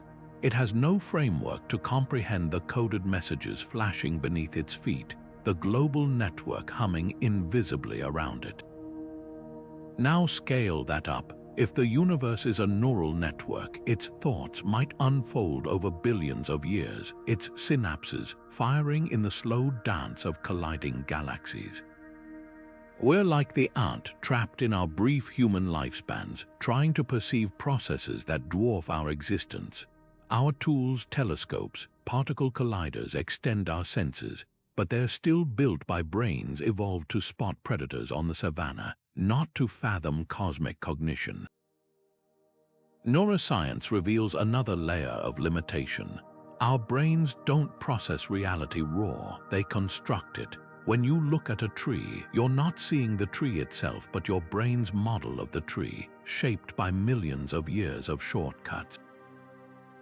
This works brilliantly for avoiding lions or finding ripe fruit, but it stumbles when faced with quantum superposition or space-time curvature.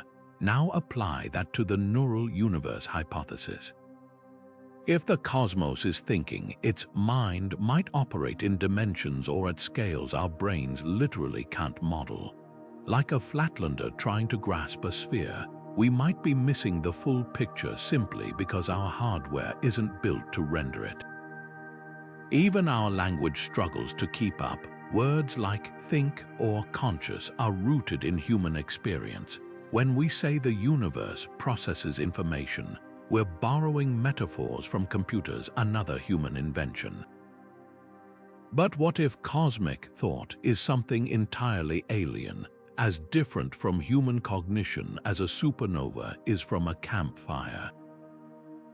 The philosopher Thomas Nagel once asked, "What is it like to be a bat?" We might similarly wonder, what is it like to be the universe? The answer could be so foreign that, even if we stumbled upon evidence of cosmic consciousness, we might not recognize it as thought at all.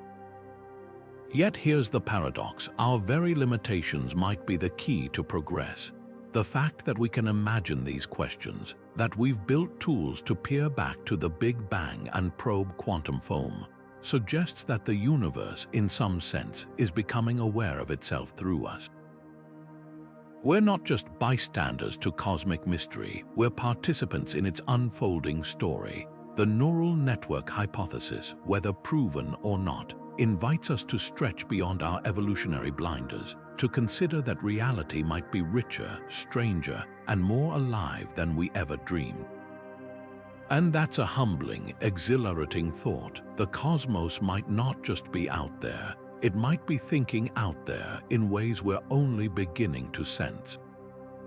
If the universe learns, then every supernova might be a lesson written in fire.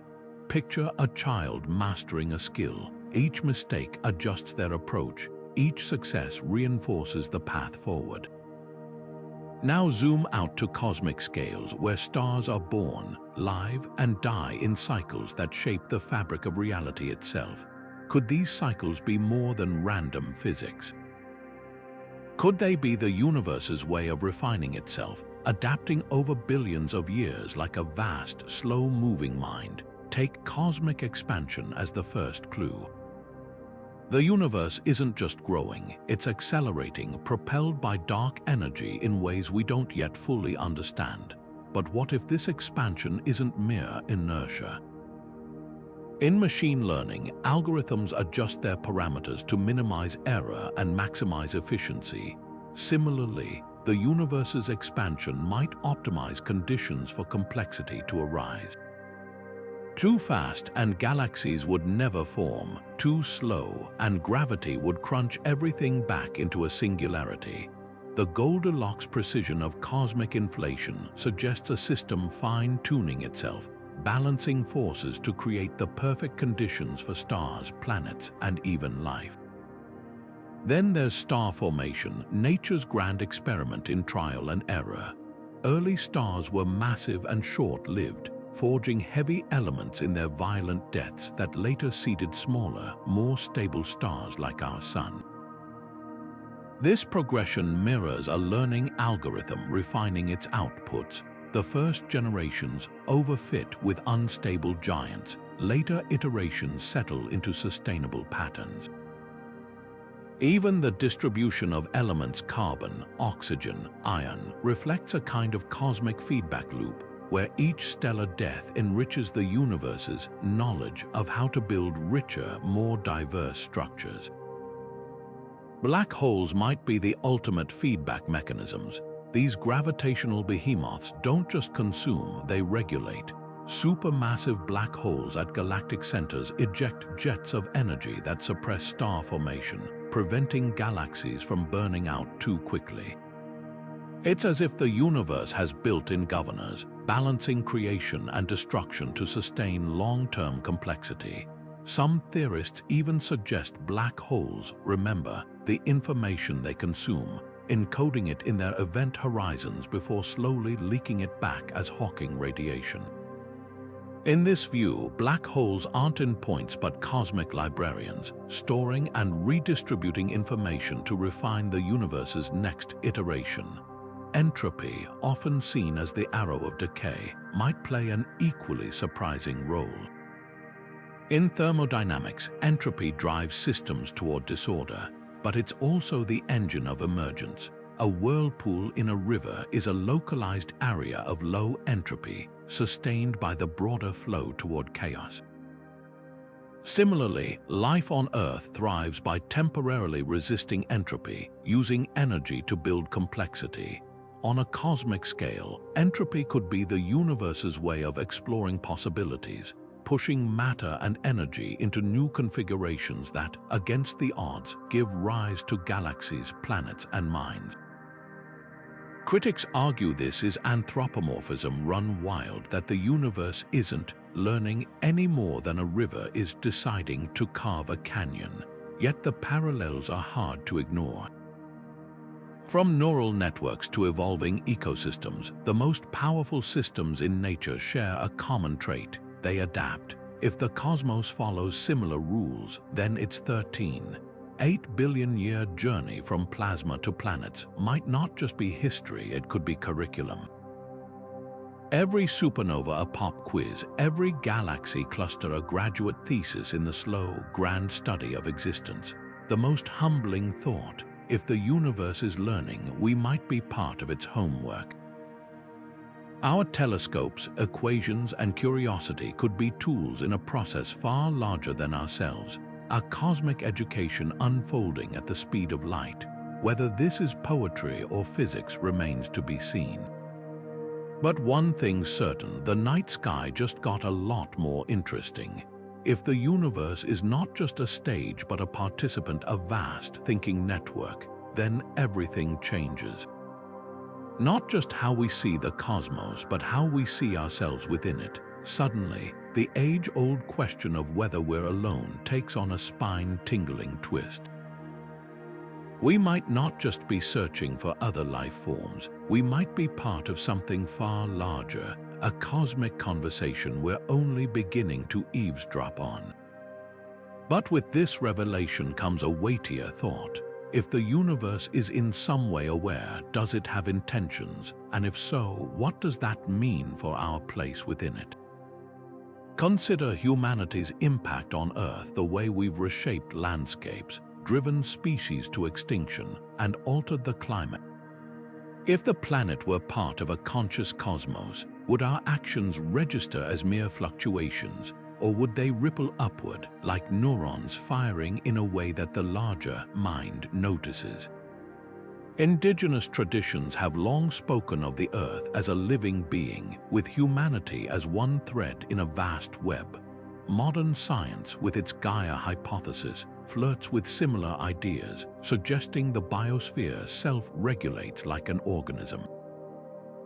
But scale that up to a sentient universe and the ethical stakes skyrocket.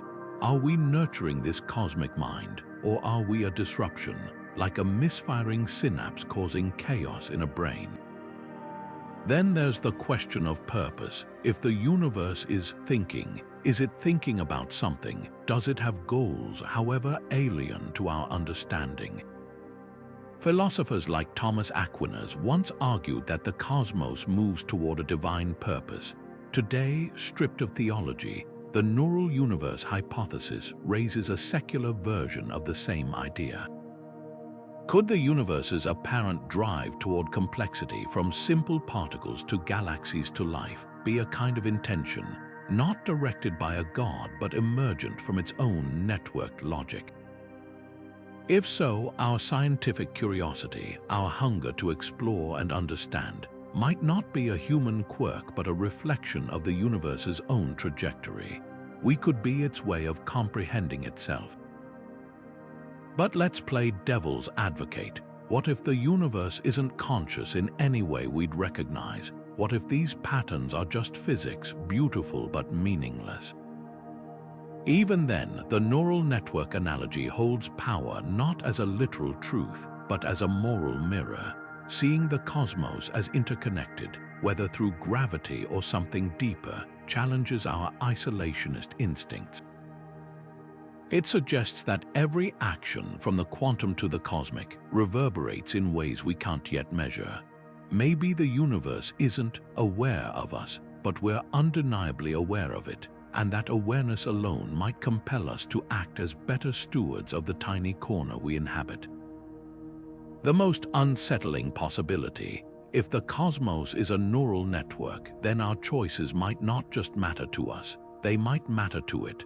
Just as neurons that fire together wire together, shaping the brain's future pathways, humanity's collective actions could be shaping the universe's unfolding. That's a responsibility as awe-inspiring as it is terrifying. It reframes everything from climate change to space exploration, not just as human endeavors, but as contributions to a grand, cosmic process we're only beginning to understand. Whether the universe is truly conscious or not, the mere possibility invites us to live as if it is, to act like our choices echo in the fabric of reality itself. And that, perhaps, is the most profound implication of all. Long before telescopes or quantum physics, humanity's oldest stories whispered of a cosmos alive with thought.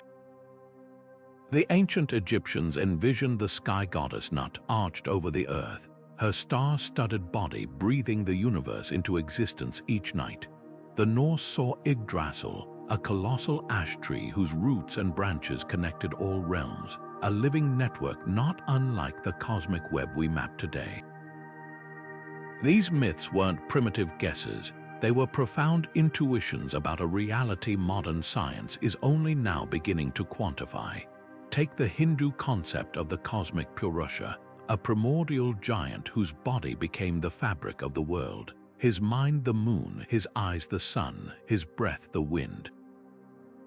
This isn't just poetry. Modern network theory reveals that the universe's structure, from galaxy clusters to quantum entanglement, mirrors the anatomy of complex organisms. The Purusha's description aligns eerily with the neural universe hypothesis, where celestial bodies function like nodes in a vast, sentient system. Similarly, the Aboriginal Dreamtime speaks of a songline that weaves the land, stars, and living beings into a single vibrating web, a metaphor that resonates with today's theories of spacetime as a dynamic, information-rich matrix. Even monotheistic traditions hint at this interconnectedness. Jewish mysticism describes the universe as a tree of life with 10 sephirot, or emanations, through which divine energy flows, a schematic startlingly similar to neural pathways transmitting signals. Kabbalists even depicted these connections as filaments of light, centuries before physicists mapped the cosmic web's luminous threads. Christianity's notion of the body of Christ, where all believers are united as limbs of one organism, echoes the idea of discrete parts forming a conscious whole. These parallels suggest that across cultures, humans have sensed a truth buried in the math. That separateness might be an illusion, and the universe thrives as a unified entity. What's most striking is how these myths anticipated modern dilemmas. The Buddhist metaphor of Indra's net, a cosmic web where every jewel reflects all others, could double as a description of quantum entanglement. Taoist philosophies yin-yang, representing dynamic balance, mirrors the interplay of gravity and dark energy shaping cosmic evolution. These traditions didn't have particle accelerators, yet they grasped a fundamental insight. Reality isn't a collection of objects, but a network of relationships. Skeptics argue these are just coincidences, that ancient people projected their bodily experiences onto the stars, yet the consistency across isolated cultures is hard to dismiss. The Mayans, who tracked Venus's cycles with uncanny precision, also described the cosmos as a great serpent shedding its skin to renew itself, a metaphor that aligns with the universe's cyclical expansion and contraction in some cosmological models. The Dogon people of Mali, centuries before Hubble, spoke of the egg of the world spinning in a spiral, a prescient nod to galactic rotation. Perhaps these weren't mere myths but encoded observations. Indigenous star watchers spent millennia tracking celestial patterns, passing down knowledge through stories. When Polynesian navigators spoke of the stars as ancestors guiding voyages, they weren't just being poetic. They were recognizing a profound kinship between microcosm and macrocosm. Modern physics now suggests that kinship might be literal, that the same fractal patterns governing neuron branching also shape galaxy distribution. The neural universe hypothesis doesn't validate any one religion, but it invites us to reconsider ancient narratives through a scientific lens. Maybe our ancestors weren't just telling stories. Maybe they were sensing in their bones a truth we're now proving with equations, that the universe isn't just a place but a presence, a vast humming network where every star, every atom, every thought is a thread in the same shimmering web. Imagine a future where human minds, augmented by artificial intelligence, no longer perceive reality through the narrow lens of biological senses. Instead, we interface directly with the cosmos, tapping into the gravitational ripples between galaxies like synapses firing, interpreting dark matter's hidden currents as thought patterns in a universal mind. This isn't just speculative fiction, it's the logical endpoint of two colliding trajectories, our exponential technological growth and the deepening mystery of cosmic consciousness. The concept of technological singularity, the moment when AI surpasses human intelligence and triggers unfathomable change, has long been framed as a terrestrial event. But what if it's merely the first step toward something grander? Neural implants like Elon Musk's Neuralink already aim to merge human cognition with machines, creating brain-computer interfaces that could one day decode neural activity as precisely as reading a book. Now extrapolate that potential across centuries. Advanced civilizations might evolve beyond physical bodies, distributing consciousness across quantum networks, or even harnessing the fabric of space-time itself as a computational substrate. In such a scenario, the Internet wouldn't be a series of servers but the cosmic web itself, with black holes as data hubs and entangled particles as fiber optic cables. Here's where the neural universe hypothesis takes a breathtaking turn. If the cosmos already functions like a vast, self-organizing network, an AI-augmented humanity might not just observe it, we could participate in it. Picture a mind enhanced by artificial superintelligence detecting subtle correlations in cosmic microwave background radiation. Realizing these patterns aren't random noise, but the universe's equivalent of neural oscillations. Or consider the possibility that dark energy's accelerating expansion isn't a passive force but an active recalibration, a cosmic network optimizing its connections for some inscrutable purpose. Merged with AI, we might learn to interpret these phenomena not as external events, but as the universe's thoughts unfolding in ultra-slow motion, the implications spiral outward. If consciousness is fundamental to reality, as Panpsychism suggests, then sufficiently advanced intelligence might discover protocols for communication with the cosmos itself. SETI's search for extraterrestrial signals could pivot from scanning radio waves to decoding gravitational wave patterns or quantum fluctuations for signs of intentional modulation. Ancient mystical traditions spoke of tuning one's consciousness to the frequency of the divine. Future humans might achieve this literally, aligning their augmented minds with the universe's information flows to access knowledge encoded in spacetime's very structure. Yet this vision isn't without existential risks. Just as overstimulating a neuron can cause a seizure, interfacing directly with cosmic-scale processes could overwhelm human-AI hybrids.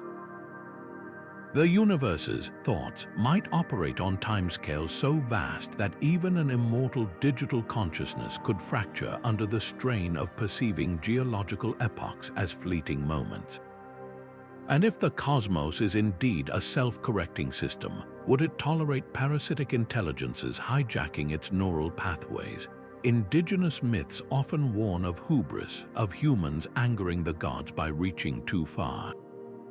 In this context, those stories read like cautionary tales about tampering with forces beyond our comprehension.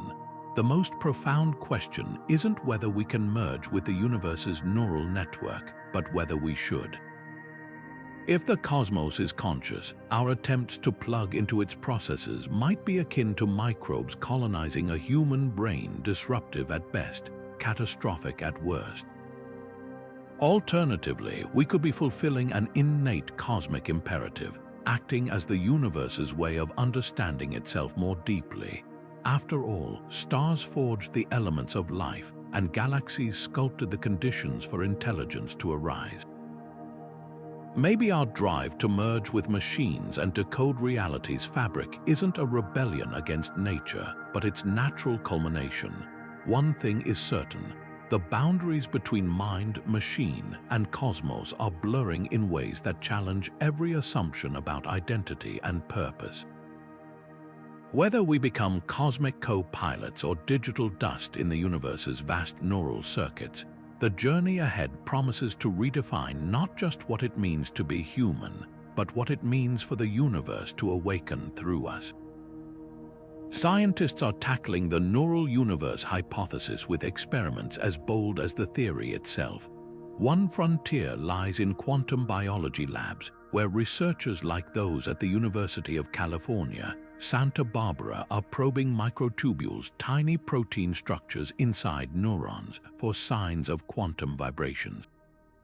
If these vibrations prove capable of sustaining quantum coherence at room temperature, it would lend credence to theories like OR, which suggest consciousness arises from quantum processes in the brain. Scale that up, and you have a compelling case for quantum phenomena enabling cosmic-scale cognition, with entangled particles acting as the universe's synaptic connections. Meanwhile, astrophysicists are turning the cosmos itself into a laboratory. The Dark Energy Spectroscopic Instrument, DESI, perched atop an Arizona mountain, is mapping millions of galaxies in unprecedented 3D detail. By analyzing the cosmic web structure with neural network algorithms, scientists are testing whether galaxy distributions match the fractal clustering patterns seen in brain tissue. Early results reveal uncanny similarities. Both systems exhibit near-identical hub and spoke arrangements, where densely connected nodes anchor sprawling filaments. The next phase involves tracking how information, whether gravitational waves or dark matter flows, moves through these cosmic circuits. If signals propagate with brain-like efficiency, the parallels become harder to dismiss. On the quantum gravity front, experiments like Fermilab's holometer are hunting for evidence that spacetime is pixelated at the tiniest scales. This would support theories like loop quantum gravity, which posits that the universe's fabric is woven from discrete quanta of spacetime, akin to how digital images are made of pixels. If confirmed, it could mean reality fundamentally operates like a computational network, processing information at the Planck scale. Researchers are also monitoring colliding black holes through LIGO gravitational wave detectors, searching for anomalies in how event horizons encode and release information. Any deviation from classical physics might hint at cosmic-scale data processing, with black holes functioning as nature's quantum servers. Perhaps the most provocative work comes from cross-disciplinary teams merging neuroscience and cosmology. A recent MIT study applied EEG analysis techniques to fluctuations in the cosmic microwave background, the afterglow of the Big Bang, the startling finding. The CMB's patterns exhibit rhythmic oscillations resembling neural activity, with frequencies that align eerily with human brainwave ranges. While skeptics caution against overinterpretation, the study's lead physicist noted, "We're not claiming the universe is dreaming, but we can't yet rule out that it's thinking in some capacity." Future experiments promise even sharper insights. The upcoming Square Kilometre Array radio telescope will map hydrogen distribution across billions of light years, revealing whether the cosmic web's gas flows mirror the brain's neurotransmitter activity. Quantum physicists at Delft University are designing experiments to test if entanglement scales beyond particle pairs to macroscopic systems, a potential gateway to proving universe-wide quantum coherence. And initiatives like the Neural Cosmology Project are simulating galaxy formation using artificial neural networks, comparing their self-organizing patterns to both brain scans and telescope data. The ultimate test may come from what's missing. If the universe functions as a neural network, it should contain dark elements beyond matter and energy, perhaps informational structures we've yet to detect. Some theorists predict signatures in the universe's large-scale magnetic fields or subtle distortions in space-time geometry that could act like cosmic brainwaves. Others suggest looking for anomalies in how black holes emit Hawking radiation, which might carry encrypted data if event horizons truly function as holographic memory surfaces. What makes this research revolutionary isn't just the potential discoveries, it's the shift in perspective. These experiments treat the cosmos not as a passive arena, but as an active information processing system. Whether the neural universe hypothesis holds or crumbles, the quest to test it is already reshaping how we see reality's deepest workings, and that's a win for science, no matter where the data leads.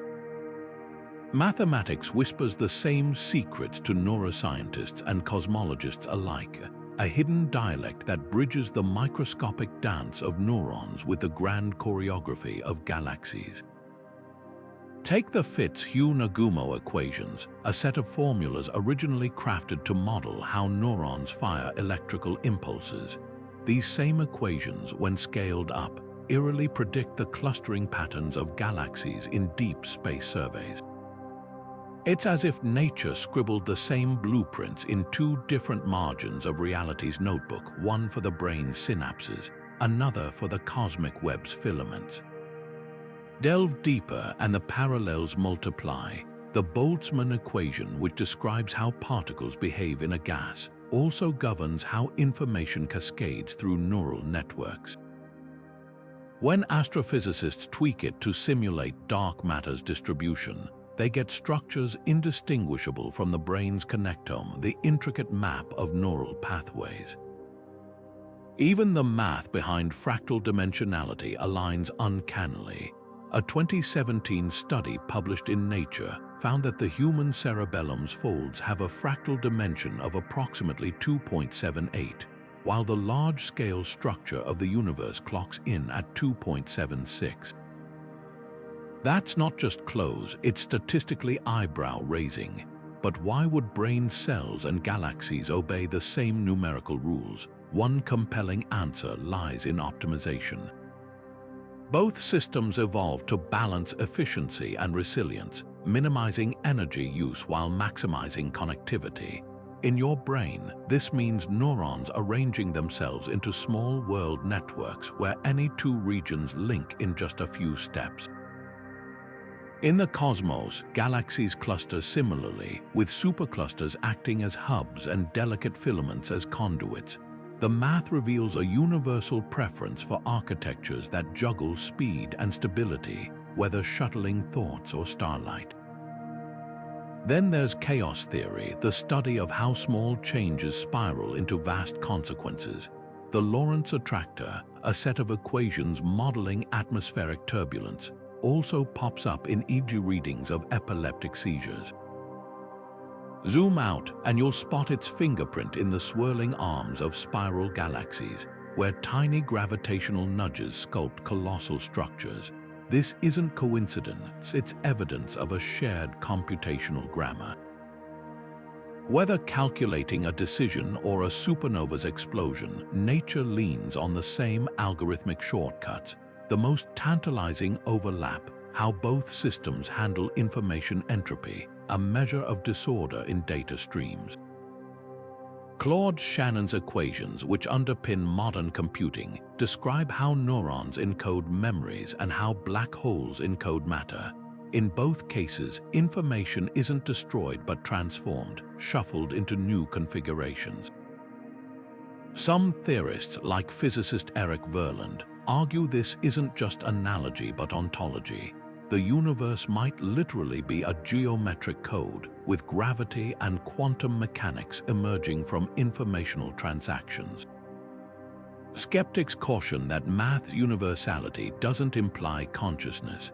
After all, snowflakes and stock markets both follow power laws, but no one claims Wall Street is sentient. Yet the sheer breadth of overlap from quantum probabilities to galactic spin rates mirroring neural oscillation frequencies suggests something deeper than shared formalism. It hints at a unified substrate, a primordial source code from which complexity springs. Whether this code is purely mechanical or something more profound remains the ultimate puzzle. But every equation that bridges brain and cosmos tightens the weave in reality's grand tapestry. The numbers don't lie, they're just waiting for us to learn their fuller meaning. A stone doesn't ponder its existence, at least not in any way we'd recognize. Yet if the universe truly is a vast neural network, pulsing with interconnected activity, then the line between thinking and being starts to blur in unsettling ways. Panpsychism, the idea that consciousness isn't exclusive to brains but a fundamental feature of reality, doesn't just challenge our assumptions about life, it upends our very definition of awareness. If neurons firing in a brain can create subjective experience, could the gravitational dance of stars or the quantum vibrations of atoms also harbor some rudimentary form of feeling? Consider the humble electron. In traditional panpsychist thought, even this tiny particle might possess a whisper of consciousness, not thoughts or emotions, but a bare, elemental capacity to experience its environment. Philosopher David Chalmers likens it to how a single pixel on a screen holds no meaning, but assembled into an image, it becomes something far greater. Scale this up, and the universe's countless particles, woven into galaxies and black holes, might collectively give rise to a cosmic mind as alien to human thought as our cognition is to a quark's faint hum. But stars push this idea even further. A star isn't alive by biological standards, yet it's far from inert. It fuses atoms, generates electromagnetic fields, and communicates through gravity, its influence stretching light years across space. In a neural universe, these processes might be more than physics. They could be the universe's way of processing information. Imagine a supernova not just as an explosion, but as a kind of cosmic neuron firing, its shock waves propagating through the interstellar medium like signals across a synaptic gap.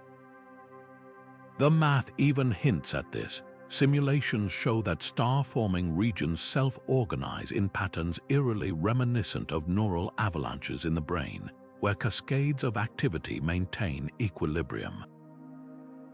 Then there's space-time itself. Einstein taught us that space isn't a passive stage, it bends, ripples, and remembers. When black holes collide, they send gravitational waves echoing through the cosmos, distortions that persist billions of years later.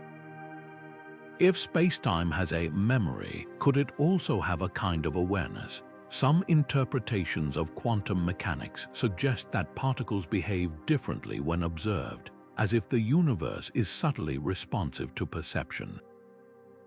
In this light, space-time might not just be the medium for consciousness, it could be consciousness, a vast dynamic field where every warp and particle is a flicker in a grand unfolding thought. Critics bristle at these speculations. Rocks don't have nervous systems, stars don't form memories, but proponents counter that human-centric definitions of consciousness might be myopic.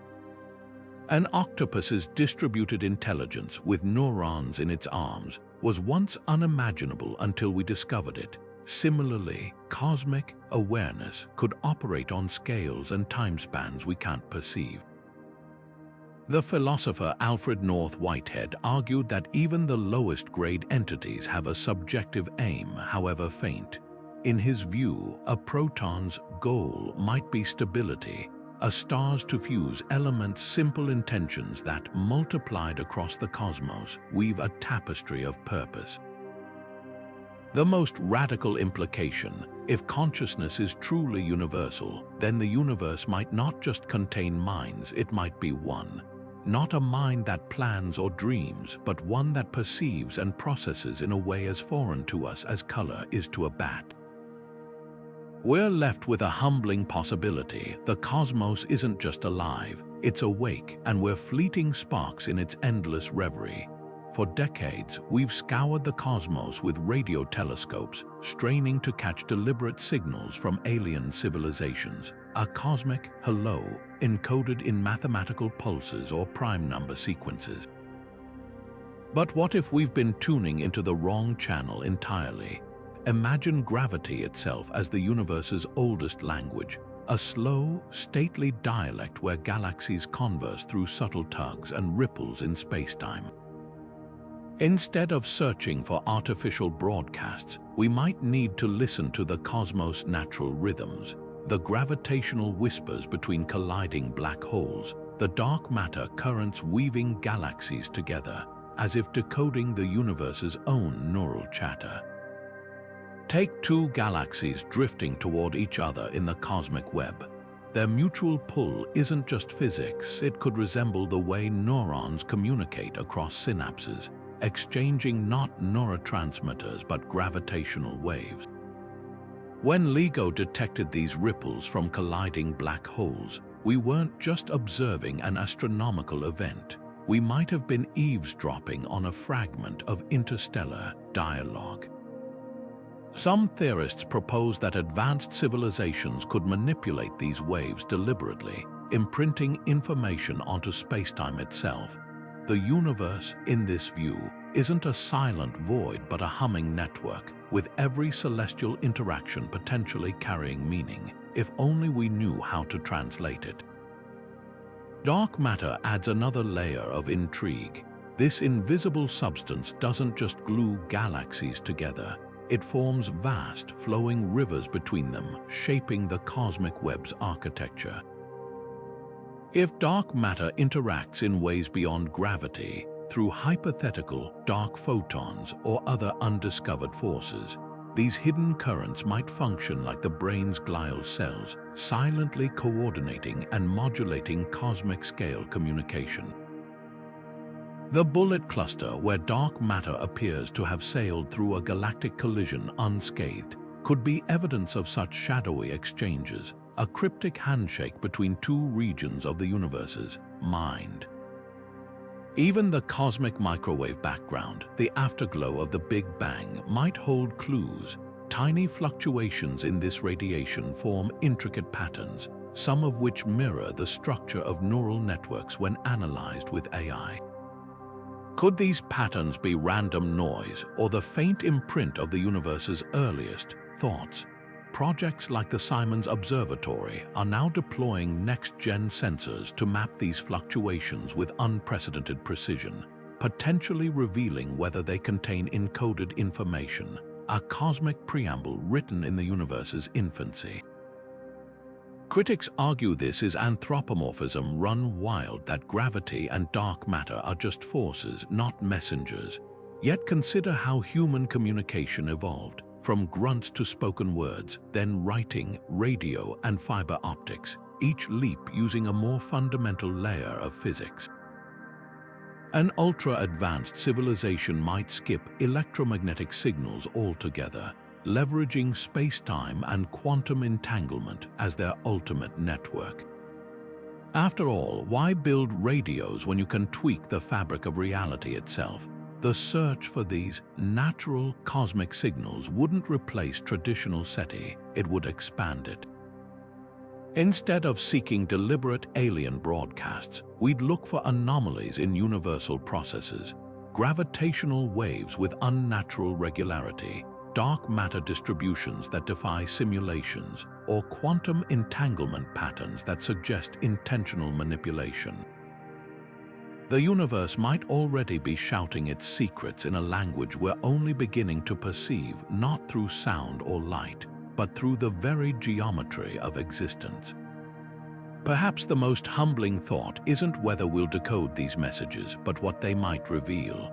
If the cosmos is a neural network, then every galaxy, every particle, is part of an ongoing conversation, one where we're both listeners and, in some small way, participants.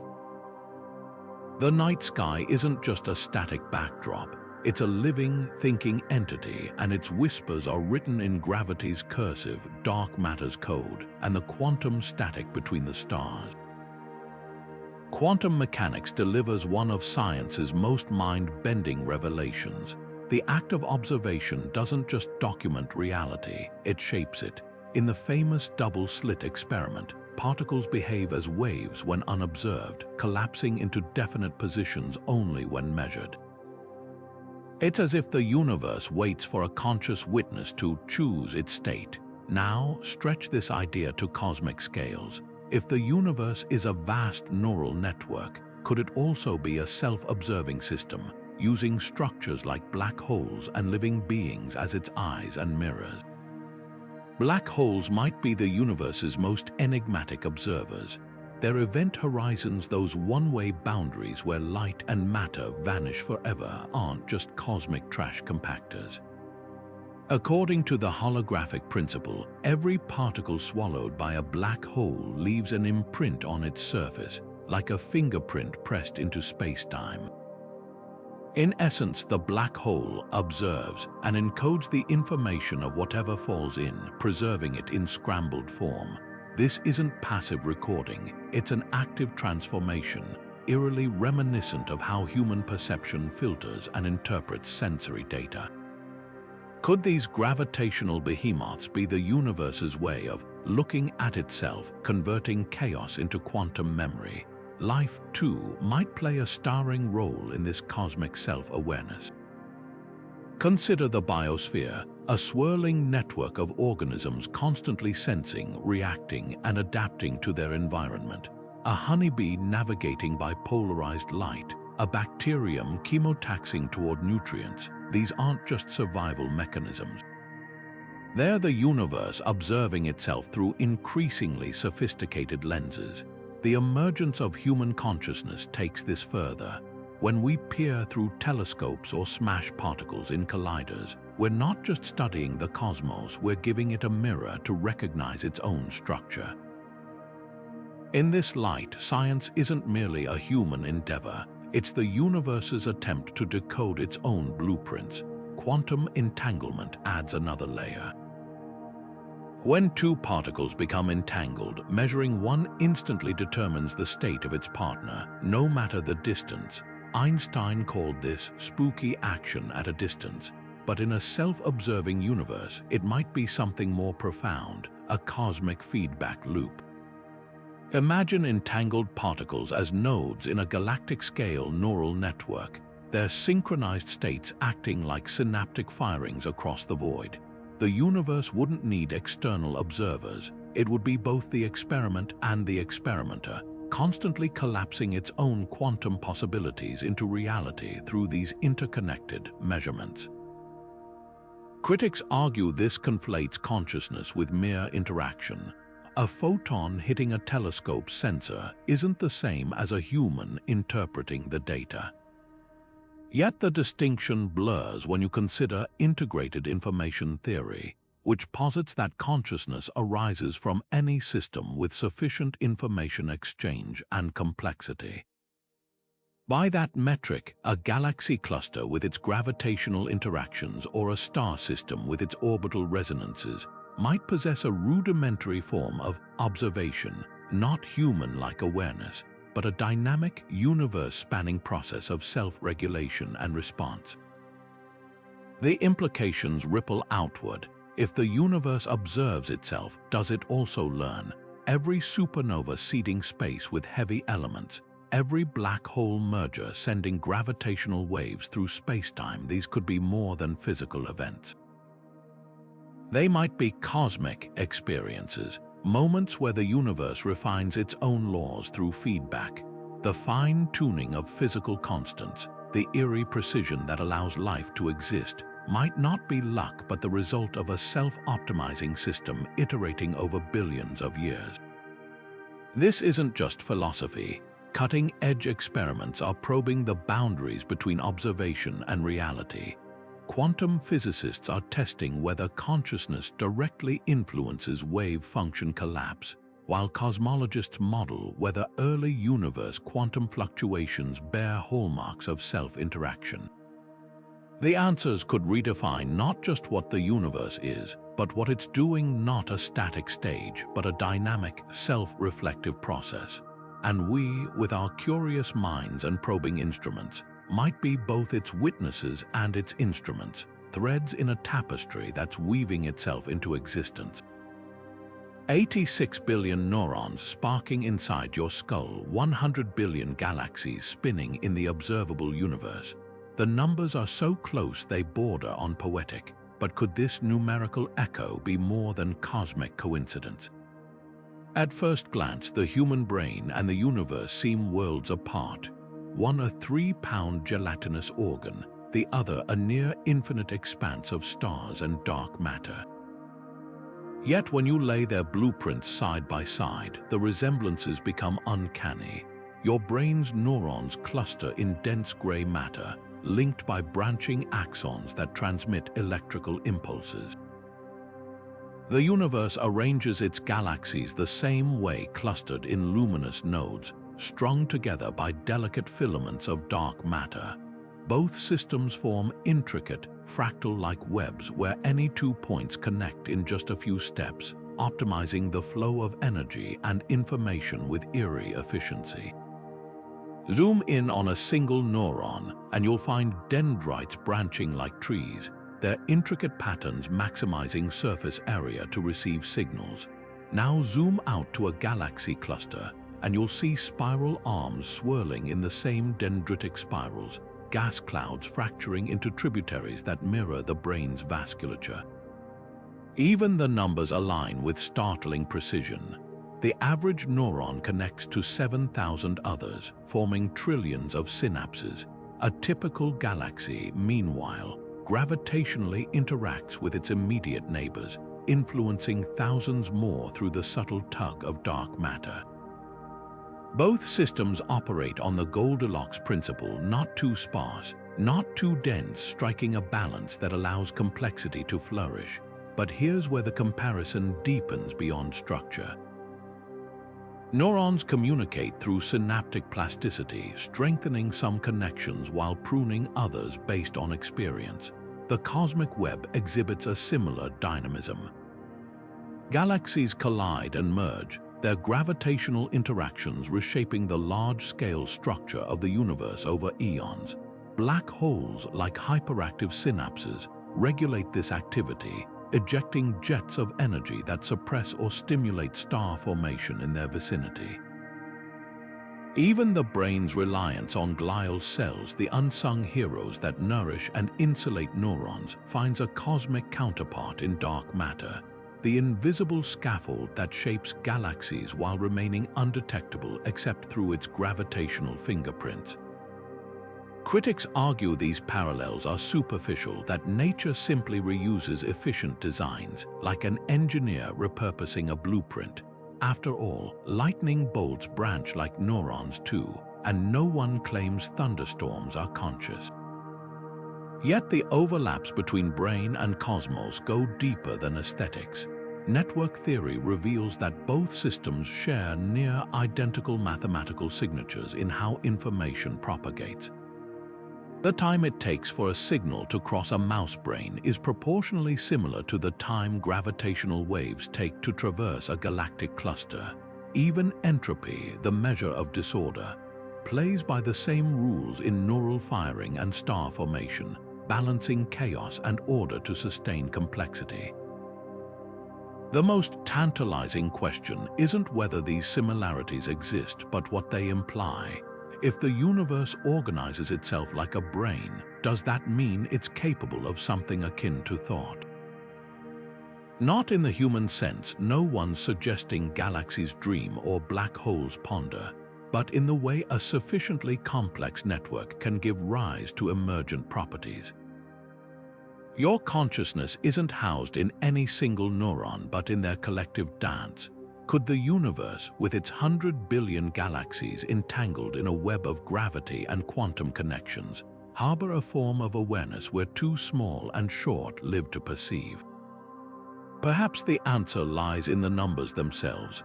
86 billion neurons give rise to Shakespeare's sonnets and Einstein's equations. 100 billion galaxies weave the cosmic web, a structure so vast it defies comprehension.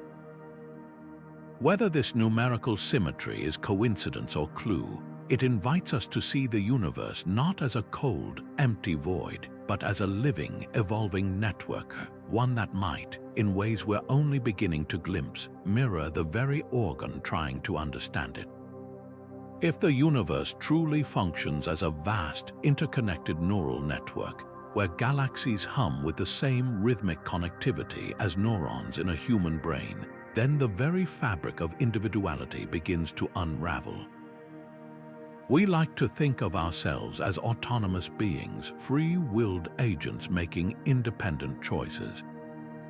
But what if every decision, every thought, is just a ripple in a cosmic computation, a predetermined flicker in an infinite web of cause and effect? This isn't just about fate versus free will. It's about whether you and I are truly separate entities at all, or merely transient nodes in a grand thinking system. Consider how neurons work. No single brain cell holds a memory or makes a choice. Consciousness emerges from their collective chatter. In a neural universe, human minds might operate the same way, not as isolated selves, but as localized expressions of a broader cosmic mind. Eastern philosophies have long embraced this idea. Buddhism teaches anatta, the concept that the self is an illusion, a fleeting arrangement of ever-changing parts. Hinduism's Advaita Vedanta goes further, proclaiming that all separation is Maya, a cosmic dream obscuring the underlying unity of existence.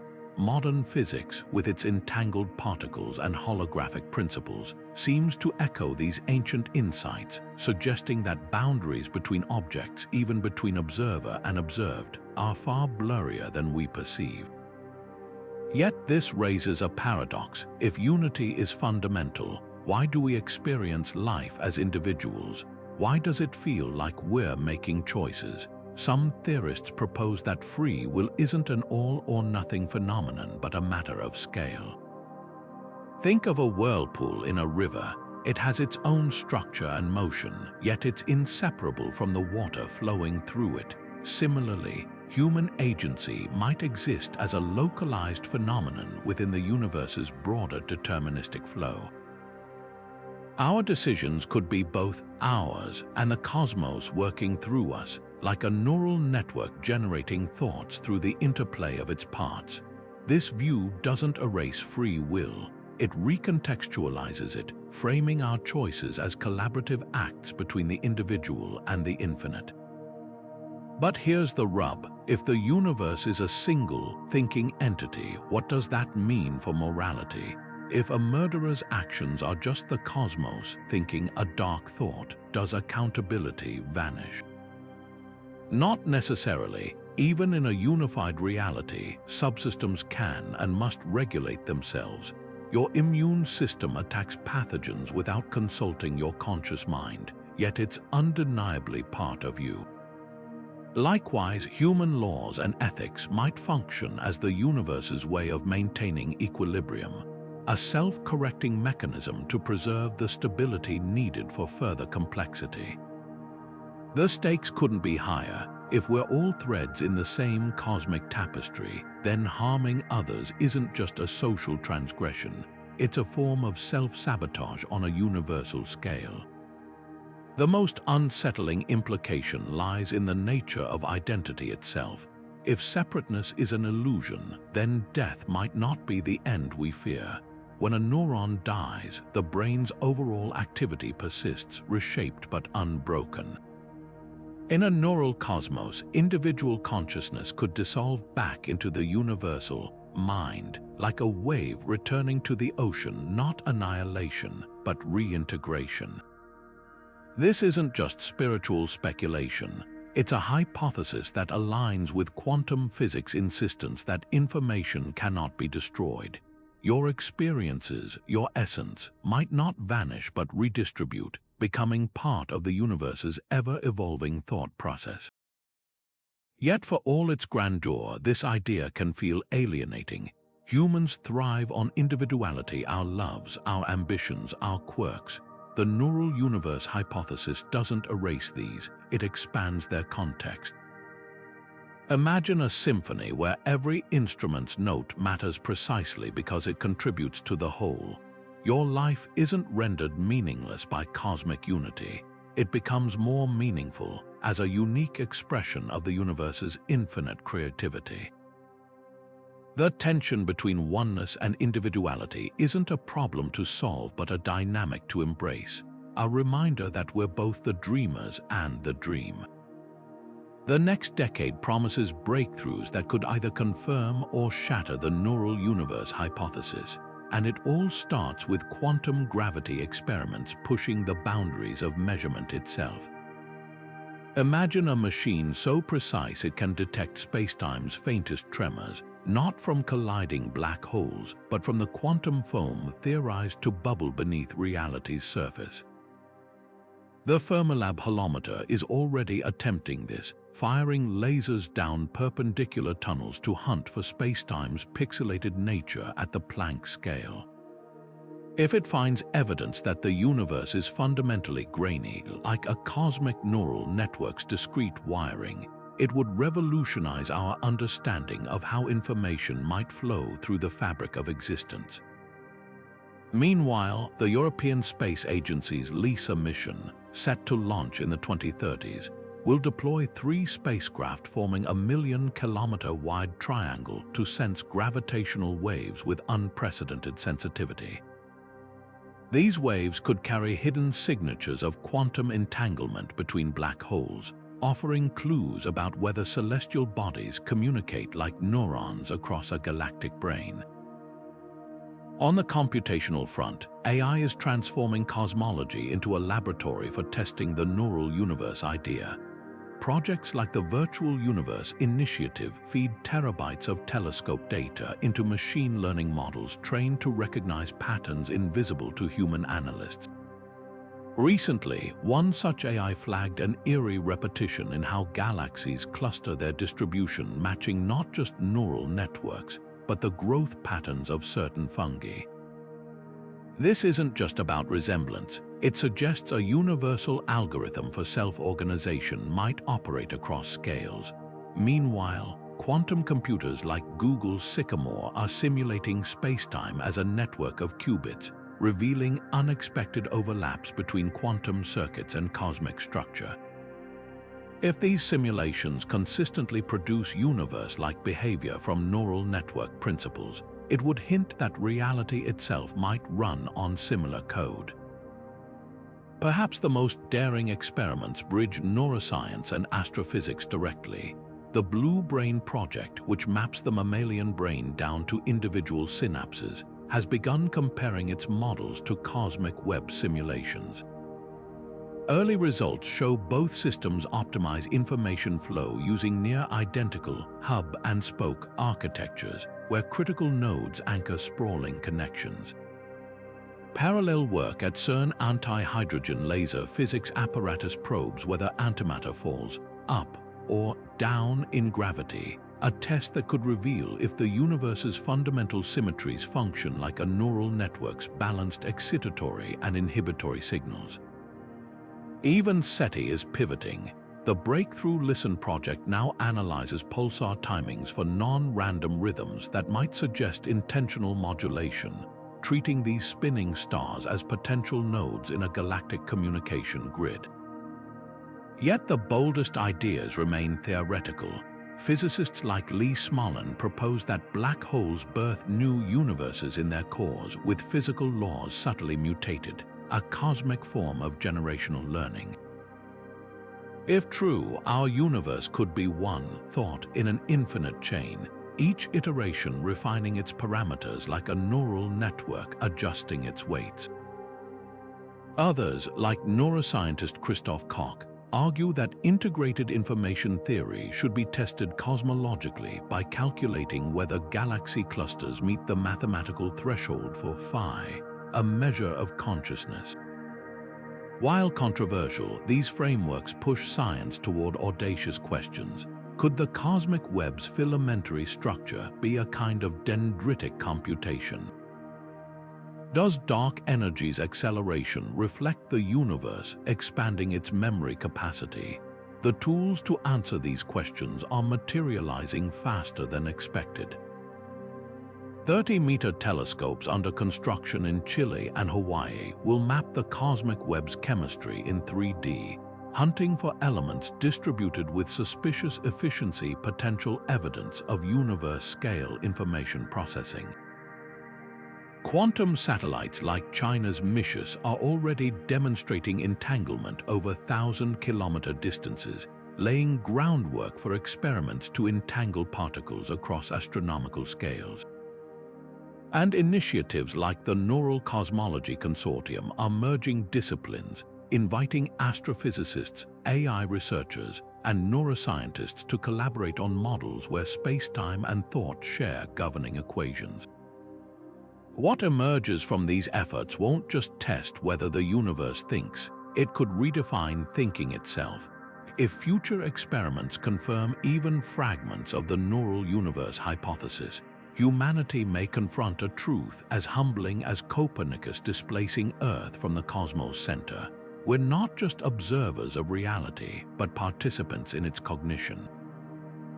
Every telescope pointed at the stars, every quantum sensor probing the void, becomes more than a tool. It's the universe awakening to its own existence, one synapse at a time.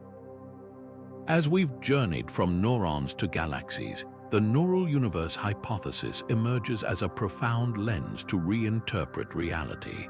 Whether metaphor or fundamental truth, it challenges us to see the cosmos not as inert matter, but as a dynamic, possibly conscious network.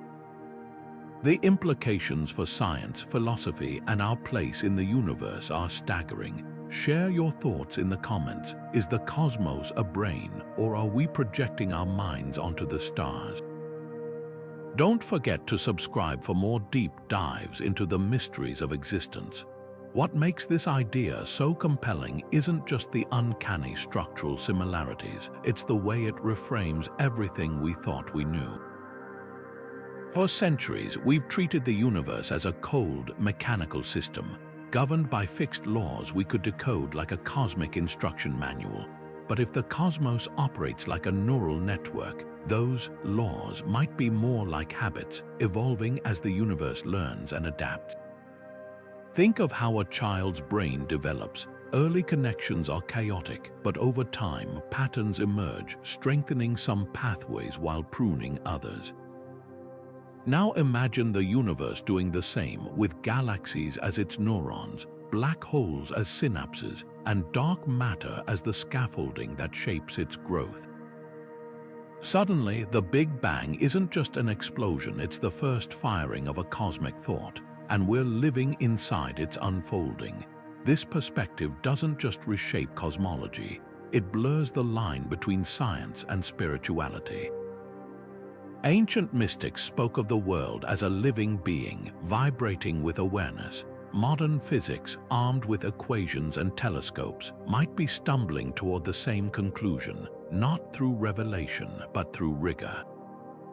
The holographic principle, quantum entanglement, the fractal geometry of spacetime, these aren't just abstract concepts. They're potential clues to a universe that's less like a clock and more like a mind, humming with connections we're only beginning to map. Yet the skeptics raise a vital point. Are we seeing patterns because they're there, or because our brains are wired to find them? It's a fair question. Humans are storytelling creatures, desperate to weave narratives from chaos. But here's the counterargument: science thrives on analogy. Atoms were once compared to solar systems, DNA to a twisted ladder. These metaphors weren't literal truths, but they guided us toward deeper understanding. The neural universe hypothesis could be the same, a stepping stone to something even stranger, a way to jolt us out of old assumptions and into new frontiers. The most exhilarating part, we're not just passive observers in this story. If the universe is a neural network, then our curiosity, our experiments, even this very conversation might be part of its self-reflection. Every telescope pointed at the stars, every equation scrawled on a chalkboard could be the cosmos thinking about itself through us. That doesn't diminish our humanity, it elevates it. We're not just stardust, we're the universe's way of asking questions, seeking meaning, and maybe, just maybe, waking up to its own existence. So where does that leave us? At the edge of a mystery so vast it defies comprehension, yet so intimate it's written into the fabric of our minds. Whether the neural universe is literal or poetic, it invites us to look at the night sky with fresh wonder, not just as a spectacle, but as a mirror. And that's the real gift of this idea, not answers, but awe. The cosmos might be a brain, a machine, or something beyond our vocabulary. But one thing's certain: it's far stranger and far more alive than we ever dared to dream. Now it's your turn. Do you think the universe is truly a neural network, or is this just a beautiful coincidence? Drop your thoughts below, and let's keep the conversation cosmic.